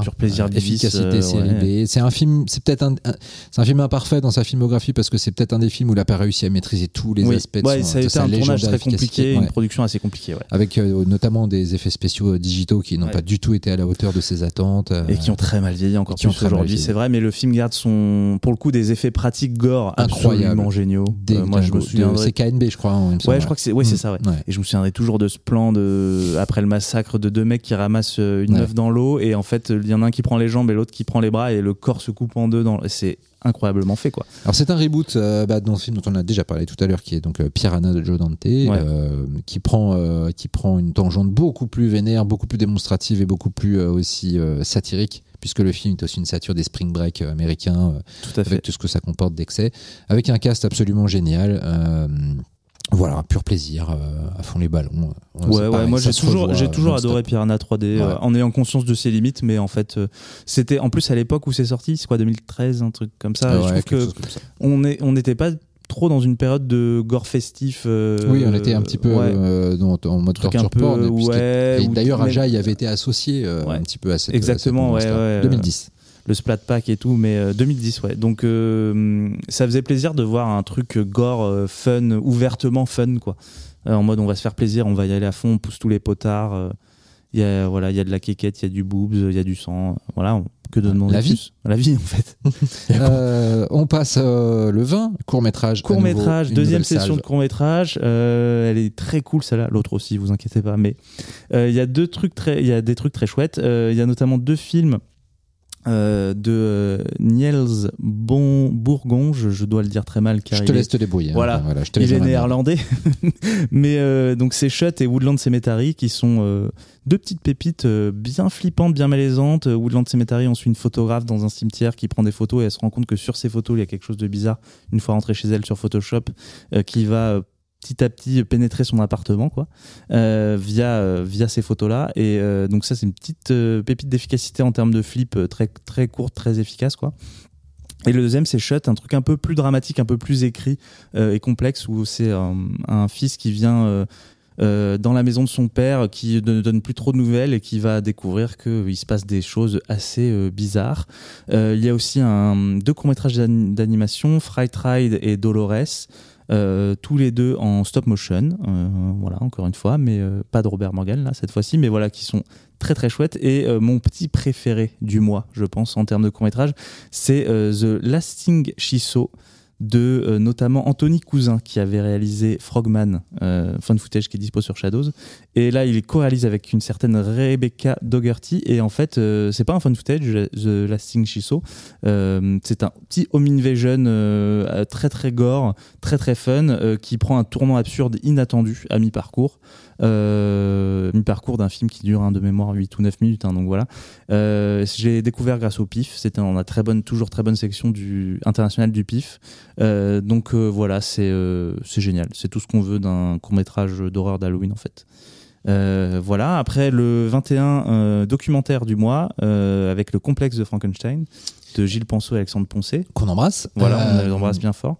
C'est un documentaire sur les créateurs d'effets spéciaux, essentiellement les créateurs d'effets spéciaux pratiques. C'est un documentaire aussi qui parle de la bascule entre le physique et le numérique dans les effets spéciaux à Hollywood, avec tout ce que ça implique d'amertume et aussi d'espoir, parce que finalement on voit que, on sait qu'aujourd'hui les effets spéciaux pratiques sont toujours célébrés et que même à chaque fois qu'un film d'horreur met en avant son utilisation des effets spéciaux pratiques, ça devient même un élément marketing. Ouais. Donc voilà, c'est plutôt cool, puisque à l'époque où ce documentaire est sorti en 2015, il y avait peut-être plus d'inquiétude. Alors on va revenir sur cette vague d'inquiétude fatalement avec l'IA qui commence à arriver et dont on ne sait pas où ça va nous amener à tous les niveaux, mais voilà, donc c'est un documentaire avec un cast de fous furieux, Rick Baker, Joe Dante, Mick Garris, Guillermo del Toro, Greg Nicotero, Kevin Smith, Phil Tippett, Tom Woodruff, Chris Wallace, Matt Winston. Il y a à peu près tout le monde qui pèse très fort, très lourd dans le domaine des effets spéciaux. Et si c'est un domaine qui vous intéresse, c'est un inratable, immanquable. Oui, voilà. Tout à fait. Moi, j'avais adoré. À l'époque où je l'ai découvert, c'est passionnant. C'est pour quelqu'un en plus, si vous êtes sur Shadow, c'est peut-être que vous connaissez bien quand même ce cinéma-là. Mais même, ce que je veux dire, c'est que même pour quelqu'un qui a vu d'autres docus dans le même genre, qui regarde les making-of, des Blu-ray, les choses comme ça, le film reste intéressant parce qu'il a une approche. Je sais pas, de passionné absolu. Il est très complet sur plein de choses. Il y a des trucs qu'on savait pas du tout. Et en fait, c'est vraiment subjugant et passionnant quand on aime ce cinéma, ou le cinéma même en général d'ailleurs. C'est vraiment l'amour de la confection des films qu'on kiffe. Et puis aussi une lettre d'amour aux artisans qui font que ces films et que ces trucages puissent exister, quoi. Grâce à qui on a rêvé depuis toujours en découvrant ce cinéma-là. Hein. Exactement. Donc très très très chouette. En sachant que je tease un peu, mais normalement en novembre arrive leur documentaire sur Ray Harryhausen. C'est pas celui sur Phil Tippett ? Non, c'est plus tard. Alors c'est celui sur Phil Tippett. Ouais, je crois. Ouais, j'ai confondu. Du coup, peut-être qu'il y aura les deux, mais en tout cas, il y a Phil Tippett. Qui n'arrivera pas tout seul, normalement. Non, voilà. Non, voilà. Vous avez compris, peut-être. Voilà. toi-même vous sachiez. Le 22, on repart sur du fan footage, mine de rien. Oui, mine Quand de même, rien. mine Un de très, rien. très connu vampire en Voilà. toute intimité. Voilà. Il était déjà sorti sur Shadows au tout début. Et il fait son retour. Voilà, une valeur sûre. Hein, un film Immanquable. Hein. néo-zélandais de Taika Waititi. Et de oui, Jemaine Clement. Ouais. Moi, c'est un duo que j'adore parce que je les avais découverts avec leur série absolument géniale qui s'appelle Flight of the Conchords, Ouais. que je vous conseille si vous avez jamais vu. C'est absolument brillant et à mourir de rire. Voilà. Et donc ils font un fan footage, un documentaire dans une maison habitée par des vampires et c'est là aussi, c'est à mourir de rire. Ouais, c'est un peu. J'allais dire c'est arrivé près de chez vous avec des vampires, mais c'est moins vénère que c'est arrivé près de chez vous. Mais il y a ce côté où on suit le quotidien d'être maléfique, quoi. Et puis. Qui sont peut-être pas si maléfiques oui, que voilà, ça. c'est ça. d'ailleurs, mais- Il y a une série, moi je sais que j'ai plein de potes qui adorent la série. Ouais, moi, j'ai essayé, j'ai pas accroché. Pareil, mais on m'a dit, faut que tu continues, t'as pas assez regardé. J'ai C'est dû ce qu'on voir dit à 3 peu ou près 4 épisodes. d'à peu près toutes les séries du monde de toute manière. Oui, mais moi je veux bien le croire parce que j'ai tendance à dire ça aux gens qui disent qu'ils aiment pas The Office. Je suis Ouais. attends, mais t'as regardé jusqu'où? Mais oui, c'est normal, il faut aller jusqu'à la saison 2, attention. Mais du coup, peut-être que on passe à côté d'un truc parce que j'ai entendu beaucoup de bien, mais voilà, j'ai pas encore creusé la série. Mais le film est devenu culte et surtout qu'on vous le propose bien sûr en VO et VF. Parce que la VF est devenue. Moi, je suis jamais client de VF, mais la pour le VF coup, elle est chiadée. Pour le coup, elle est stylée. C'est avec Alexandre Astier Et Nicolas et Bruno. Voilà, c'est ça. Qui faisaient les messages à caractère voilà, informatif merci. à la recherche de l'ultrasex et qui avait fait le film avec le film avec Alain Chabat, Mille visages, machin, je sais plus, qui était excellent. Mille visages. Non, je sais pas, j'ai pas. Je vais chercher, on va enchaîner, mais je Didier. vais chercher. La personne aux deux personnes, voilà, le film de Nicolas et Bruno avec Alain Chabat, qui est une comédie très très très très drôle. Avec Daniel Auteuil aussi. Je ne connais pas. Pardon, je suis loin du micro. Donc oui, 13 fantômes, c'est un remake, je crois, d'un film de William Castle, que j'ai pas vu pour le coup. Qui était très cool. 13 fantômes de 2001, réalisé par Steve Beck. Moi, ça fait partie des films de mon enfance, préadolescence, on va dire, que j'ai vu un peu trop tôt, mais qui m'avaient marqué. Pour le coup, je l'avais pas revu depuis. Là, je l'ai revu dernièrement. C'est vrai que ça a quand même pris un petit coup de vieux dans le sens où c'est très très ancré dans ce cinéma d'horreur des années 2000 des studios américains qui était très clipesque, très hystérique dans leur mise en scène et dans leurs effets. Mais production Joel Silver oblige. Tu voilà. vois, Joel Silver, ça a toujours été un producteur qui, que ce soit dans le polar, l'action ou l'horreur, a poussé à des films extrêmement démonstratifs. Et là, c'était pas. Après, je trouve que c'est un film dans lequel il y a plein de choses très cool à récupérer et à glaner avec des scènes. Oui, c'est un remake. Concept, c'est un remake d'un film de William Castle que j'ai pas vu, mais qui est très très chouette. Mais et William Castle qui était un peu le roi des gimmicks. À l'époque, dans les années, oui. Je vais pas dire des conneries, 50-60, peut-être, je ne sais pas, je vérifie. Ouais, avec des events dans les salles, des happenings et tout, voilà. Des trucs un peu la KDX avant l'heure, quoi. C'est ça, ouais. Ouais, pardon, vas-y. Non, Certain Ghost, c'est vraiment un petit ride horrifique avec les qualités et les défauts. Je trouve que ça avait un avantage, c'est que c'était moins policier que les grosses productions horrifiques. Oui, c'est quand même assez gore en plus. Il y a quelques effets gore très cool et c'est généreux en créatures aussi. Parce que comme le nom l'indique, il y a 13 fantômes qui ont des designs et des approches différentes et c'est assez cool. Et puis en fait, on n'a pas trop parlé de l'histoire, mais en gros, on suit une famille qui hérite d'une maison et en fait dans cette maison c'est un oncle ou du père ou je sais plus qui est décédé et qui en fait faisait des expériences sur la vie après la mort et sur les fantômes et donc cette famille assez insupportable d'ailleurs vont commencer à explorer cette baraque et à découvrir les expériences qu'ils faisaient et à travers quel appareil, quel machin, et donc ils vont débloquer des forces un peu maléfiques et ça part en espèce de truc un peu entre cubes et je sais pas trop quoi d'autre, mais il y a une espèce de côté labyrinthique où ils sont enfermés dans des vitres et tout. Et puis il y a un casting juste il y a un casting ouf. Matthew Lillard, Shannon Elizabeth. Bon, alors là, on est vraiment dans le Hollywood début des années 2000. C'est bien dans son jus des années 2000. Ouais. Si vous avez grandi comme moi dans les années 90, 2000 et que vous l'avez vu, il y a un côté nostalgique, Madeleine de Proust qui est ouf. Je me souviens qu'il a fait un film aussi l'année d'après 2002, Ghost Ship, que j'adorais aussi quand j'étais ado. La scène d'intro est incroyable, le reste du film un peu moins, mais la scène d'intro était dingue. Mais donc voilà, c'est un plaisir coupable, je trouve. C'est exactement un plaisir coupable parce que ça a pas très bien vieilli et c'est pas foncièrement, c'est pas très très bien quoi, mais c'est très attachant, c'est jouissif. Ouais. Le lendemain, on va plutôt dans le cracra, le 24. Tout à fait. Alors, si vous aviez aimé Thanatomorphose de Éric Falardeau qu'on vous avait proposé sur Shadows, qui est toujours dispo d'ailleurs, vous allez kiffer Contracted 1 et 2, qui sont aussi 2 films de body horror bien dégueux. Des petits classiques de c'est body quand horror même moderne. des plutôt, c'est plutôt des valeurs sûres. Alors, j'avoue que je les ai vus il y a très longtemps et que je n'ai pas eu le temps de les revoir. Je sais que j'avais aimé, je sais que c'est cool. Mais je vais pas trop m'étaler parce que je n'en ai pas trop de souvenirs. Moi non plus, je crois même que je n'ai pas encore vu le 2, mais je me rappelle que le 1 m'avait en effet bien mis mal à l'aise. Ouais. Je l'ai vu 2 fois en fait le 1, parce que la première fois, j'avais pas trop accroché. Il y avait un truc qui m'horripilait un petit peu dans le personnage principal, et puis finalement quand je l'ai revu, j'ai trouvé que que ça se tenait très bien, et au contraire que c'était plutôt une qualité, je trouvais, d'avoir un personnage principal qui n'était pas forcément la personne la plus... qui est interprétée par Najara Townsend, qui est l'actrice principale de The Stylist. Tout à fait. Et qui est une super actrice. Puis il y a Caroline Williams aussi, qui est culte pour avoir interprété l'héroïne de Massacre à la tronçonneuse 2. Voilà. Ah bah oui, tout à fait. Ça ne se rate pas. Bien sûr.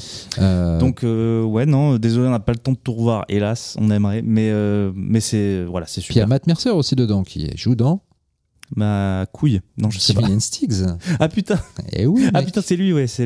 Mais c'est vrai que j'étais en mode le nom me parle, mais là je ne sais plus. Eh ouais, donc. Producteur et acteur de Civilian Sticks. On va en reparler. Ok. Voilà, donc dans Contracted 1 et 2, des petits classiques du body horror malaisant, petit budget, mais gros effets des années 2010-2020. Ouais. Je le compare à Thanatomorphose parce que je me souviens qu'il y a ce côté vraiment personnage féminin, en tout cas dans le premier, qui petit à petit pourrit, quoi. Son corps. Elle reste consciente de tout ça, mais son corps la lâche complètement et devient petit à petit de plus en plus putréfié et décomposé. Le lendemain, le 25, on part quasiment à l'inverse. Moi, peut-être mon film préféré de toute cette sélection, parce qu'il y a un plaisir immense, toujours renouvelé. Ça fait. Moi, je pense que c'est soit le 5, soit le 31, soit avec Mongo, soit le 31. Sur le 31. Vampire, vous avez dit Vampire de Tom Holland, un classique parmi les classiques de la série B goulayante américaine des années 80, avec des effets spéciaux pratiques de ouf, des personnages inoubliables, tout ça. C'est un plaisir monumental qui allie l'horreur, la comédie d'une façon... très amblinesque quelque part, et c'est génial. Juste, c'est génial. Voilà. Si vous avez jamais vu ce film, vous allez vous prendre une claque monumentale, parce que c'est un plaisir de A à Z, voir les lettres qui n'existent pas après, mais qui devraient. Juste pour lui, voilà. Oui. On devrait les créer juste pour ce film. Et si vous l'avez déjà vu, vous savez très bien que c'est un film qu'on revoit tous les 2-3 ans, avec toujours un plaisir immense. C'est parfait pour Halloween en plus. Voilà, c'est le. Oui, voilà. Donc, voilà. Par contre, je me suis dit, on ne lasserait jamais. Il y a beaucoup de films qui ont titre vampire. Beaucoup de films, oui. C'est bizarre. Voilà. C'est mon film de vampire préféré, d'ailleurs. Sur les... en tout, tu veux dire ? En tout. Moi, je pense que c'est Le Petit Vampire avec... de Johannes Farr. Je sais plus. Non, il y avait un film... Ah oui, quand j'étais gamin, avec un petit garçon blanc avec des lunettes, un peu genre Harry blond, Potter, pas blanc, vampire, enfin il est blanc, mais c'était pas la question, blond. Voilà, et qui, il y a une meuf vampire qui vient le voir, un peu à la Peter Wendy, tu vois, et il devient vampire petit à petit. Et j'aimais trop ce film, mais vraiment quand j'étais petit, parce que c'est vraiment un film pour enfants. Voilà, aucun rapport. Enfin, si, il y a un vampire, mais. Moi, c'était Air Dog sur le chien extraterrestre qui venait faire du basket. Oh putain, je vois vite fait ça. Et j'avais pleuré très fort. Il y avait Comme Chien et Chat aussi, avec les chiens qui se battent numériques, qui se battent contre des chats numériques. Putain. Bon bref, on a dérivé. Là. Mais en fait, il faut que je réfléchisse à ce que ce serait mon film de vampire préféré. Mais il y a un fun footage qui est cool avec des vampires qui s'appelle The Abduction, un truc comme ça, je crois. Bref, allez. Le 26 c'est le retour de Steve Kostanski. Alors là, du 26 au 31, on rentre dans la slave. La salve. Oui, c'est pas voilà, la salve. On a que des films slaves. Voilà. Que des films slaves des années 30. Donc non, la salve d'exclusivité, pardon. Donc voilà, jusque-là, jusqu'au 31, ce sera que des films complètement inédits.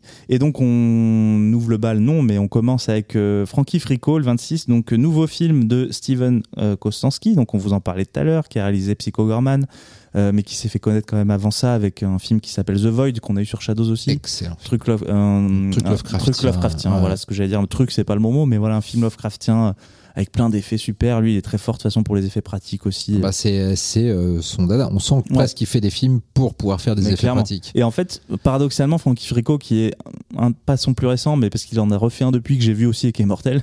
Mais Frankie Frico est peut-être effectivement son film le plus cheap, mais c'est aussi parce que il y a énormément d'effets tout le temps. Ouais. Et du coup, bah, tu sens qu'il a pas forcément un budget beaucoup plus gros parce que ces films sont quand même assez durs à vendre, et déjà esthétiquement ou même dans juste la proposition globale, quoi.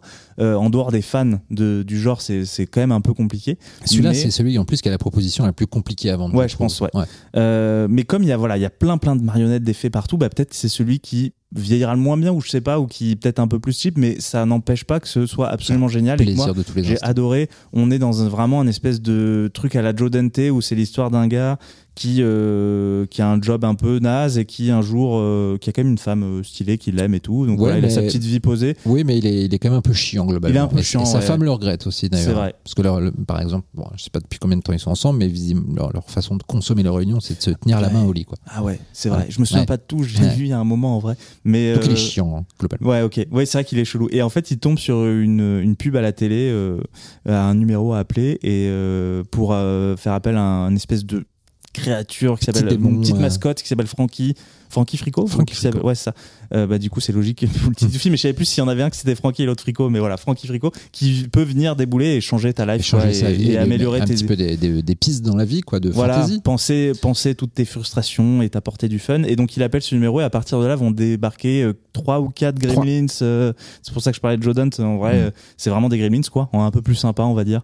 3 Gremlins hyper actifs qui vont foutre le bordel chez lui, et surtout qu'ils vont l'emmener dans une quête complètement folle, pour sauver leur monde à eux, quoi. Voilà. Donc ça a l'air fou comme ça, et ça l'est. C'est ultra généreux. Avec un tout petit budget, mais j'ai une envie de faire. Et puis c'est bourré de références absolument géniales à plein de trucs. Ouais, Flash Gordon. Il y a une poursuite en wagonnet qui est on se croirait dans Indiana Jones, et plein d'autres choses comme ça. Une référence aussi à Blue Velvet de David Lynch, avec un méchant qui le rappelle beaucoup et qui est absolument génial. Le film est super drôle. Il y a une créature mortelle à la fin. Ouais. Voilà, c'est bourré d'effets pratiques de partout, c'est un pur. Mais en plus, ils sont filmés avec la conscience des limites de la chose, mais avec une foi c'est ça, dans ce qu'il filme, de son ciné, fait que ça passe. C'est que c'est que tu sens que le gars, il a toujours conscience de ce qu'il filme, et il filme des effets plus de notre temps en fait, mais qui ont leur charme, mais il sait que c'est un peu désuet, et du coup ça transpire d'amour pour ces images, et ça marche à fond, quoi. Puis c'est ses effets à lui, donc en plus on sent que le mec prend plaisir à les créer, voilà. Ouais. On sent qu'il prend plaisir à les créer, qu'il prend plaisir à les filmer, et Frankie Frico, c'est peut-être même le film, j'ai l'impression, le plus prétexte pour vraiment essayer de mettre un maximum de marionnettes, vraiment, et c'est génial. Parfois ça ressemble quasiment à du Muppet Show. L'acteur principal est vraiment border des fois. Il est border des fois dans son rythme, mais il est parfait pour son personnage. Ouais. Mais parfois c'est peut-être plus le montage d'ailleurs qui le dessert, plutôt que, parce que c'est en plus c'est un film plutôt à l'ancienne en matière de filmage. Je veux dire, c'est pas un film qui va multiplier les décadrages chelous, etc. C'est assez posé, avec une photo. Ça fait très film des années 90, très film tourné en vidéo années 90. C'est fait exprès, je pense. Et voilà. Mais c'est un petit délire qui arrête pas de bifurquer. C'est très drôle. Voilà. Et puis, moi, j'ai eu la chance de voir son tout dernier film, Deathstalker, qui est une espèce de reboot, remake d'une saga Heroic Fantasy des années 80. Ouais. Et c'est génial. Enfin, si on aime le travail de ce mec-là, on peut que kiffer. C'est encore un festival de créatures, et cette fois-ci dans un univers de dark fantasy absolument fou. Et voilà, c'est toujours très limité dans son budget, mais toujours hyper généreux dans l'inventivité, dans les créatures, et dans les effets, les combats, tout ce que tu veux. Donc c'est vraiment très cool, et on espère vous le proposer peut-être plus tard, mais voilà. On passe le lendemain, le 27, avec un de mes gros chouchous, un des gros morceaux je trouve de ce mois, Best Wishes to All, un film japonais de 2022 de Yuta Shimotsu. Déjà il faut savoir que c'est produit par Takeshi Shimizu, le créateur de la série The Grudge, et c'est un film absolument fou, qui commence de façon très innocente, avec une jeune fille incarnée par Kotone Furukawa, qu'on a vu récemment dans Cloud de Kiyoshi Kurosawa. Donc une jeune fille qui va rendre visite à ses grands-parents, Et puis qui va s'apercevoir qu'en fait, chez ses grands-parents, il y a un truc chelou dans le grenier, en tout cas à l'étage au-dessus, dans une pièce à laquelle il était interdit de rentrer. Et à partir de là, on ne peut pas trop vous en dire plus, ce serait spoilé, ce serait dommage. Mais sachez que ça part vraiment dans quelque chose d'extrêmement malaisant, d'extrêmement... en fait, il me pensait un petit peu à une version... contenu de Visitor Q de Takashi Miike, dans le sens où on va vraiment rentrer dans la folie furieuse et la perversité d'une famille, mais qui en même temps, cette famille, pour elle, fait quelque chose d'absolument normal, qui est une norme dans leur univers et la société dans laquelle ils évoluent. Encore une fois, on ne peut pas trop vous en dire plus. Et vraiment, du coup, le film a un côté comme ça un petit peu réflexif sur est-ce qu'on connaît vraiment sa famille, et surtout sur les nouvelles générations qui ne comprennent pas forcément le monde de leurs prédécesseurs, de leurs grands-parents et de leurs parents, et inversement, et aussi sur la façon dont on se berce d'illusions morales sur ce que devrait être le monde quand on est jeune, et quand on est confronté à la réalité des choses qui se passent même près de nous sans s'en rendre compte. Et du mur un petit peu qu'on se prend dans la gueule. Et voilà. Et le film comme ça déploie une espèce de mystère de plus en plus chelou, de plus en plus prenant, de plus en plus fucked up, avec vraiment des scènes et des concepts qui te chopent à la gorge et qui te disent, encore une fois, fait avec pas beaucoup de moyens, mais qui te mettent dans une ambiance de mal et de ultra poisseuse. Moi, j'adore ce film. Ouais, c'est mortel. J'ai eu la chance de le découvrir à Sitges en 2023, encore une fois et toujours. Mais depuis, complètement invisible. Il a fait très peu de festoches, en tout cas francophones ou quoi. Et on était dessus depuis tout ce temps-là, à suivre un peu sa démarche, sa carrière, parce qu'il faut bien sûr laisser le temps à un film de faire sa place en festival et d'être exploité avant de pouvoir sortir en plateforme ou en digital donc on est à l'arrivée très content de pouvoir le sortir aujourd'hui, parce que c'est vraiment effectivement un film assez unique. C'est un premier long, d'ailleurs vous sera proposé avec le court-métrage du même réalisateur duquel il a adapté en format long. Je sais pas si ma phrase est très logique, mais vous avez compris. Je me souviens que ça nous avait mis une petite claque au 2023 en mode séance complètement au hasard. Et à l'arrivée ressorti en mode c'est chambé. Et oui, et puis je trouve le film arrive à être assez drôle et à la fois très terrifiant par moments. Ouais. Moi ça m'a beaucoup fait penser... Moi j'ai pas beaucoup rigolé, je t'avoue. J'ai vraiment plus été terrifié que rigolé. Ouais, c'est vrai, mais je me souviens de quelques passages qui m'ont fait quand même marrer dans le ton des fois un peu juste à côté de ce qu'il faudrait pour que ça reste 100% sérieux. Ouais, je vois. Il y a un peu ça. Et puis, moi, ça m'avait pas mal fait penser à Hérédité dans le côté. Aussi, ouais, c'est vrai. Voilà, dans l'ambiance, dans l'approche de comment filmer la famille qui est en proie à un mal un peu insondable et tout. Et surtout dans l'approche du body horror, il y a un côté très Junji Ito, je trouve. Une volonté de vouloir jouer avec les corps, la composition des corps, l'emplacement des corps, et de faire un truc pas forcément, si tu le racontes de manière concrète, très effrayant, mais concrètement à l'image ultra flippant en fait. C'est difficile à expliquer, mais vous verrez quand vous verrez le film. Et il a fait depuis un autre film qui s'appelle New Group, qui est en train de tourner en festival en ce moment, et qui est assez mortel aussi. Donc c'est vraiment un cinéaste prometteur, enfin même plus que prometteur en fait, mais à suivre quoi. Retenez son nom, Yuta Shimotsu. Ouais. On enchaîne le 28 avec un autre petit plaisir coupable. Oui, non, pas coupable, un pur plaisir de série B plutôt. Oui, voilà, c'est ça. Traumatica, donc de Pierre Tsigaridis, j'espère que je le prononce bien, qui est français d'ailleurs, en tout cas francophone, qui avait réalisé un autre film d'horreur qui s'appelle Twitches, que moi en tout cas je l'avais pas trop aimé, donc je partais un peu à reculons pour découvrir Traumatica, et très bonne surprise. Le film est très généreux sur bien des aspects. C'est une histoire de possession démoniaque, très Evil Dead dans l'esprit. Ouais, il y a un côté un peu Evil Dead. Ça m'a fait penser aussi un peu à du Rob Zombie, parce qu'il y a en tout cas une partie du film qui se passe pendant Halloween, donc il s'amuse à faire plein de décors d'horreur, de trains fantômes, toute cette ambiance un peu spooky season qu'on aime bien aussi. Le film se passe sur plusieurs générations, c'est un peu extrême, mais en tout cas plusieurs temporalités d'une espèce de malédiction qui va suivre comme ça une famille. Il y a des moments assez flippants, il y a des moments assez drôles. Très maîtrisés. Il y a des moments de montée de tension qui sont assez mémorables. Ouais, ça part un peu dans tous les sens, mais ça fait partie aussi du charme et de ce côté très généreux qu'a le film, de vouloir faire une espèce de spook show ultime, on va dire. Voilà, c'est pas maîtrisé de bout en bout, mais c'est extrêmement généreux. Ça tente plein de trucs, et il y a certaines choses que ça réussit très très bien. Exactement. Donc Traumatica, donc le 28. Ensuite, donc, le 29, Mom. Alors, à ne pas confondre avec MOM. À ne pas confondre avec Mom, Mother of Monsters, Voilà. effectivement, qui est déjà disponible sur Shadows, qui est un super fun footage. Là, il s'agit du film parce qu'il y a beaucoup de films qui ont ce titre, de Adam O'Brien. Donc c'est un film, je vais pas dire de bêtises, c'est américain ou canadien? Eh ben c'est les deux, tout simplement. Voilà. C'est plus facile comme ça. C'est un film vraiment, c'est plus, là on revient à un truc plus sérieux. Avant de repartir en couille le jour d'après, vous allez voir, mais on est vraiment sur un drame horrifique. On suit la dépression postnatale d'une mère qui se sent mal comprise par son mari et qui a du mal à connecter avec son nouveau-né.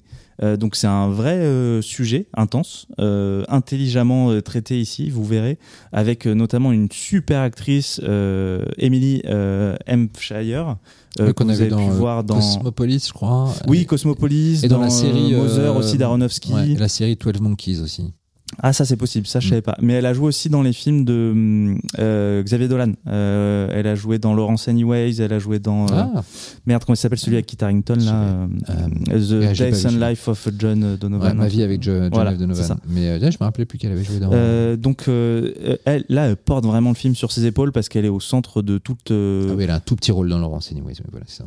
Ouais, elle est vraiment au centre de l'intrigue. C'est vraiment une étude psychologique et émotionnelle de ce personnage-là et donc du sujet un peu du postpartum. En fait. Voilà, du postpartum et effectivement, c'est très bien traité. Elle joue extrêmement bien. Là, comme ça, on dirait que c'est juste un drame, mais il y a bien sûr des éléments fantastiques et horrifiques dans le film que je vais vous laisser découvrir parce que c'est un film qui mérite à ne pas trop en savoir. Je fais toujours des phrases qui veulent rien dire, mais vous avez compris, ça c'est ok. Et non, je sais pas, moi j'avais.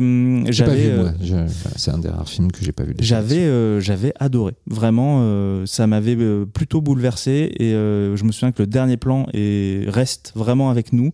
Et voilà, par contre, c'est un peu la déprime, quoi. C'est pas le Halloween fun, c'est le Halloween, vous allez flipper et vous allez être déprimé. Mais c'est pas grave parce que le lendemain, vous allez rigoler avec Jimmy and Stiggs le 30 octobre sur Shadows.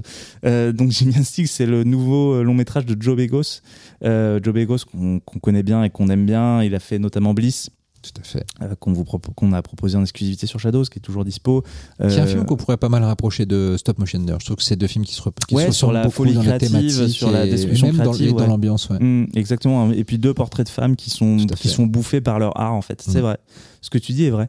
Mais c'est peut-être son meilleur film, Bliss, je trouve. Oui, je trouve aussi. Ouais. Mais voilà. Mais moi, j'adore Jimmy and Stiggs. Mais avant, il a fait Almost Human, qui était vraiment un petit truc, mais The Mind's Eyes aussi, tout petit truc, mais avec des effets gore sympas et une vraie volonté artisanale de faire de l'horreur fauchée, mais généreuse, quoi. Et puis il avait fait aussi Veteran of Forêt Noire, VFW, qui était très sympa. Et puis Christmas Bloody Christmas, un peu en dessous, un petit peu en dessous, promesse sympathique, mais un film de mecha Père Noël, donc là ça fait rêver, mais promesse à moitié tenue, on va dire, sur celui-là. Mais il y avait un truc qui me faisait mourir de rire dans ce film, c'était les deux personnages n'arrêtent pas de parler de films d'horreur et en gros l'héroïne est fan d'un 2 qui est beaucoup moins bien que le 1 et n'en démord pas et ça revient plusieurs fois dans le film. Oui, je me souviens plus qu'elle sait, mais oui, c'est vrai. Ouais. Voilà, c'était très marrant. Je sais plus si c'était genre Halloween 2 est bien meilleur que Halloween 1 ou autre comme ça, je sais plus ce que c'était. Mais tu sens que c'est Joe Begos qui veut parler. Voilà. Moi, c'est un mec que je rapproche beaucoup de Rob Zombie dans sa démarche, c'est-à-dire que c'est un cinéma très référencé, mais où la référence devient le moteur même du film et donc du coup se renouvelle dans le sens où c'est pas de la citation facile pour vous dire regardez, je connais tout ça. Et puis en plus, il a un peu la même gueule parce que pour le coup, il joue le rôle principal de Jimmy and Stiggs et on dirait Rob Zombie jeune. Mais bref, de quoi ça parle? C'est l'histoire d'un mec qui s'appelle Jimmy, qui est un réalisateur un peu raté, un peu fauché, qui a son appart à LA et son appart va se faire envahir par des petits bonhommes verts. Donc voilà, une invasion alien en huis clos, tout simplement. Tournée pendant la pandémie. Alors l'histoire derrière le film, effectivement, elle est folle. Comme tu l'as dit, c'est tourné pendant la pandémie sur 4 ans. En fait, commencé pendant la pandémie, après il a dû arrêter pour aller faire un autre film, Christmas, et puis du coup après il a essayé de finir ce film en totale quasiment autoproduction avec des potes qui venaient l'aider. C'est ça, exactement. Et en fait c'est tourné chez lui, et en fait lui il se faisait chier pendant le confinement un peu comme tout le monde et il s'est dit je veux faire un film, mais je veux pas faire un film de in-screen horror ou de live screen, les trucs comme Host, tout ça qui peuvent être très bien, bien sûr, mais là lui il voulait pas faire ça et du coup il a juste décidé de transformer son appartement en champ de bataille hyper chaotique parce que tout le film est tourné chez lui et donc vous verrez quand vous verrez le film, mais ça va. Il y a du slime à foison, il y a du sang de partout, il y a des marionnettes d'aliens du coup explosées dans tous les sens. L'appart est détruit quoi. Je sais même pas comment il a fait pour vivre là-dedans parce que comme le tournage a été étalé sur 3 ou 4 ans par à-coup, et il a dû vivre vraiment dans ce champ de bataille pendant des années et il raconte ça en interview et c'est intense quoi. Et donc voilà, c'est un film complètement fou. Tourné en 16 mm. Tourné en 16 mm chez lui avec des marionnettes d'aliens, avec un autre pote, donc Matt Mercer, qui est aussi le producteur du film. Donc il y a que 2 acteurs dans le film à l'image. Ils passent leur temps à s'envoyer des fions et littéralement physique et verbal. C'est-à-dire que je pense que c'est le film avec le plus de fuck et de ses dérives, donc les fuck you, les motherfuckers, etc., que vous entendrez de votre vie. Je sais pas si c'est une info véritable, mais notre collègue qui l'a sous-titré a dit qu'a priori il y avait plus de 1700 fuck dans le film, donc c'est quand même assez dingue. C'est d'espèces 2 alcooliques coquets. Le film aux 1700 fuck. C'est 2 alcoolos coquets qui se battent contre des aliens, donc qu'est-ce que vous voulez de plus que ça? Et dans la démarche de Joe Begos, lui il cite vraiment des films comme Bad Taste, Branded, Evil Dead, avec dans la mesure bien sûr toute proportion gardée, mais il y a cette même démarche folle de vouloir faire un gore fest avec des bouts de ficelle et du coup c'est le film me fait rire. Le film est imparfait et paradoxalement assez court, il fait 1h20 ou 1h15 à quelques longueurs, mais par contre voilà, moi à partir du moment où tu fous des énormes pains dans des aliens en plastique qui pissent le sang vert fluo, moi ça me plaît quoi. Donc, voilà. Et le climax est assez fou. Tout est dit. Et puis on termine le 31 avec notre petit chouchou. Le petit chouchou, bien sûr, un film que vous attendez beaucoup parce que depuis la sortie du trailer cet été, ça a fait couler beaucoup d'encre et de commentaires sur les réseaux sociaux. Ce film, c'est Good Boy de Ben Leonberg. Film qu'on a découvert avant la sortie du trailer. On n'est pas bien avant, on l'a vu il y a un moment. Ouais. On n'a pas sauté sur le film quand on a vu que les trailers faisaient des millions de vues. Non, on était a vu déjà le film au début de l'été, je crois. Ouais. Et on s'est dit, il y a un truc. Clairement, il y a un truc. C'est vraiment une proposition de cinéma de genre qu'on n'a pas vraiment vu. Avec vous le savez, donc c'est l'histoire d'un monsieur qui va s'installer dans une maison. Dans cette maison, il y a une présence maléfique.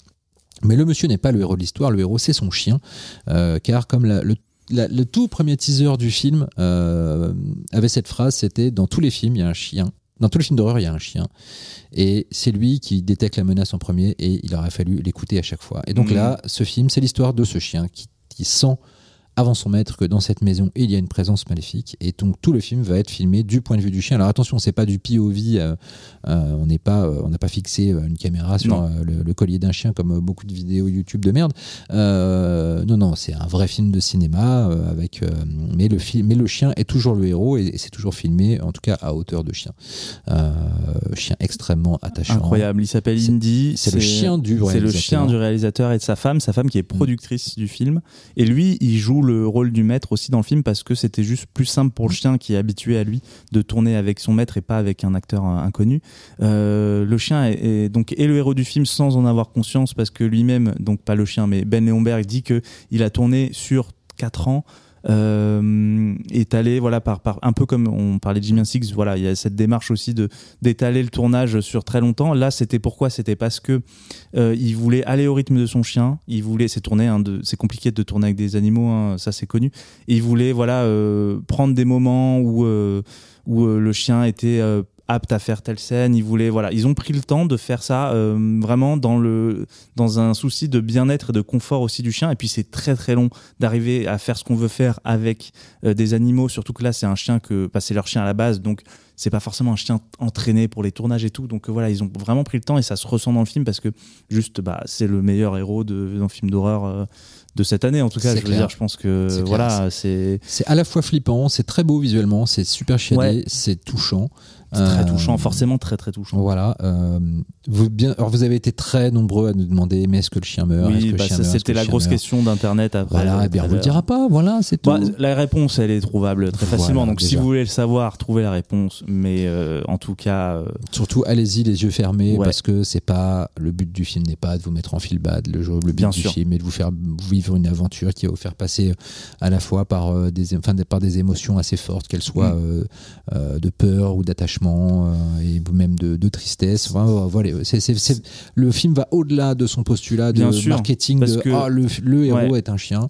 pour raconter une vraie et belle histoire. Et au-delà d'un film de maison hantée, en plus, il y a une métaphore qu'on va pas dévoiler ici, mais qui est très très intelligente, qui est au cœur du film, et qui rapporte une intensité, une ampleur bien plus intéressante que si c'était juste une histoire de maison hantée, ce qui aurait pu être ok, mais très premier degré. Il y a une présence maléfique et il y a un chien qui va l'apercevoir. Là, il y a quelque chose d'autre, vous allez voir, mais c'est assez incroyable. Nous, on croit beaucoup dans ce film, au point que d'ailleurs qu'on le sort aussi au cinéma le 10 et 11 octobre dans toute la France. Pour l'instant, on a à peu près 150 salles. On fait ça avec CGR Event, mais il n'y a pas que les salles CGR, donc allez voir sur le site de CGR Event s'il passe près de chez vous. En tout cas, on vous conseille de le découvrir au cinéma. Ouais, c'est un vrai film de ciné. Ouais, c'est un vrai film de ciné, c'est un vrai film de flip, c'est un vrai film d'amour aussi, vous allez voir. Mais c'est assez ouf. Impossible de ne pas fondre dès le générique. Mais c'est clair, clair. Qu'est-ce que je voulais dire aussi ? Oui, ça reste un petit budget, hein, donc voilà, ça se ressent des fois à l'image, dans un ou deux trucages, mais globalement c'est très très maîtrisé. Et puis si vous voulez voir Indy en pleine tournée promotionnelle du film, allez suivre les réseaux sociaux du film et vous allez voir, c'est juste trop mignon, quoi. Il est allé rendre hommage, là j'ai vu récemment à Rintintin sur le Hollywood Boulevard, c'était très mignon. Voilà, donc on conclut donc ce Halloween Special 2025 avec Good Boy. J'ai juste deux autres trucs à dire. Le 31 sortira en bonus avec Good Boy un court-métrage, rien à voir avec Good Boy, mais qui est très très cool, qui s'appelle Outside Noise, qui est un petit bijou de flip en 6 minutes, ultra efficace. Donc voilà, ça c'est pour l'info. Et puis l'autre info, c'est que du 2 au 12 octobre aussi a lieu sur Shadows court-métrage en ligne, où vous pourrez voir pour le coup tout plein de courts-métrages pendant du coup une dizaine de jours.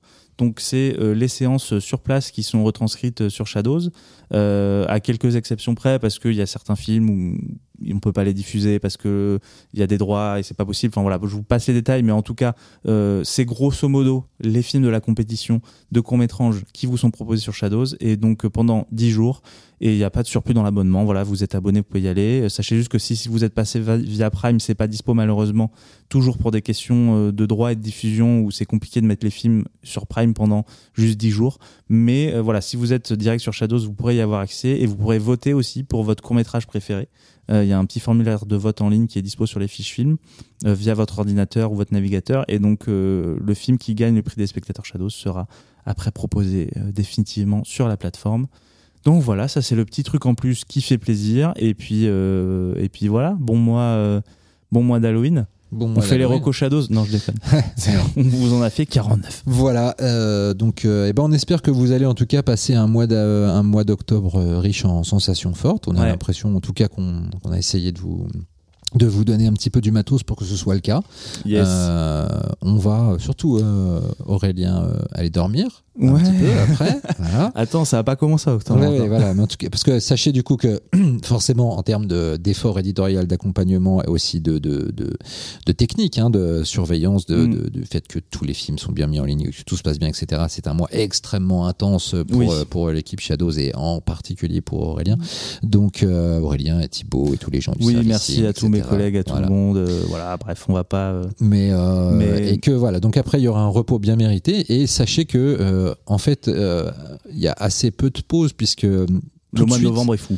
Alors déjà, en termes de prog, on s'est dit, on va pas faire le coup on vous balance toutes les bastos au mois d'octobre pour après revenir sur un rythme trop pépère. Non, le mois de novembre, vous allez voir en prog, c'est fatos. Mais surtout, dites-vous aussi que nous, on repart en chasse tout de suite déjà pour le Halloween le mois de l'année suivante, du 2026, parce que les films que vous allez voir là durant ce mois d'octobre sont le fruit de visionnages, comme vous l'avez entendu, qui peuvent remonter parfois même à 2 ans avant, de films qu'on traque, de films qu'on essaye de films qu'on a chopé, aussi de films qu'on voit dans des catalogues de films anciens, et qu'on se dit tiens, mais ça ce serait mortel à Halloween, on essaye de sucrer. Donc voilà, cette programmation d'Halloween, c'est pas un truc qui arrive 2-3 mois avant, où on se dit allez, tiens, on va mettre tout sur toute l'année qui précède, sur toute l'année. Donc on va déjà se remettre un petit peu en chasse pour le Halloween 2026. Exactement. Mais on a l'impression que déjà pour 2025 il y a de quoi faire, et puis comme on le disait, et puis on a déjà bien bossé sur la prog de 2026 qui va être très chouette aussi. Et puis je sais pas, les derniers détails qu'on a pu peut-être ne pas donner, c'est que normalement au plus tôt les films sont proposés à 10h chaque jour, 10h du matin, au plus tôt. Donc ça veut dire que si moindre retard ou quoi, ne vous inquiétez pas, ça arrivera dans la journée. Et puis les films bien sûr restent en ligne après le 31 octobre. Ce n'est pas un event limité dans le temps. Ils vont rester généralement pour au moins un an.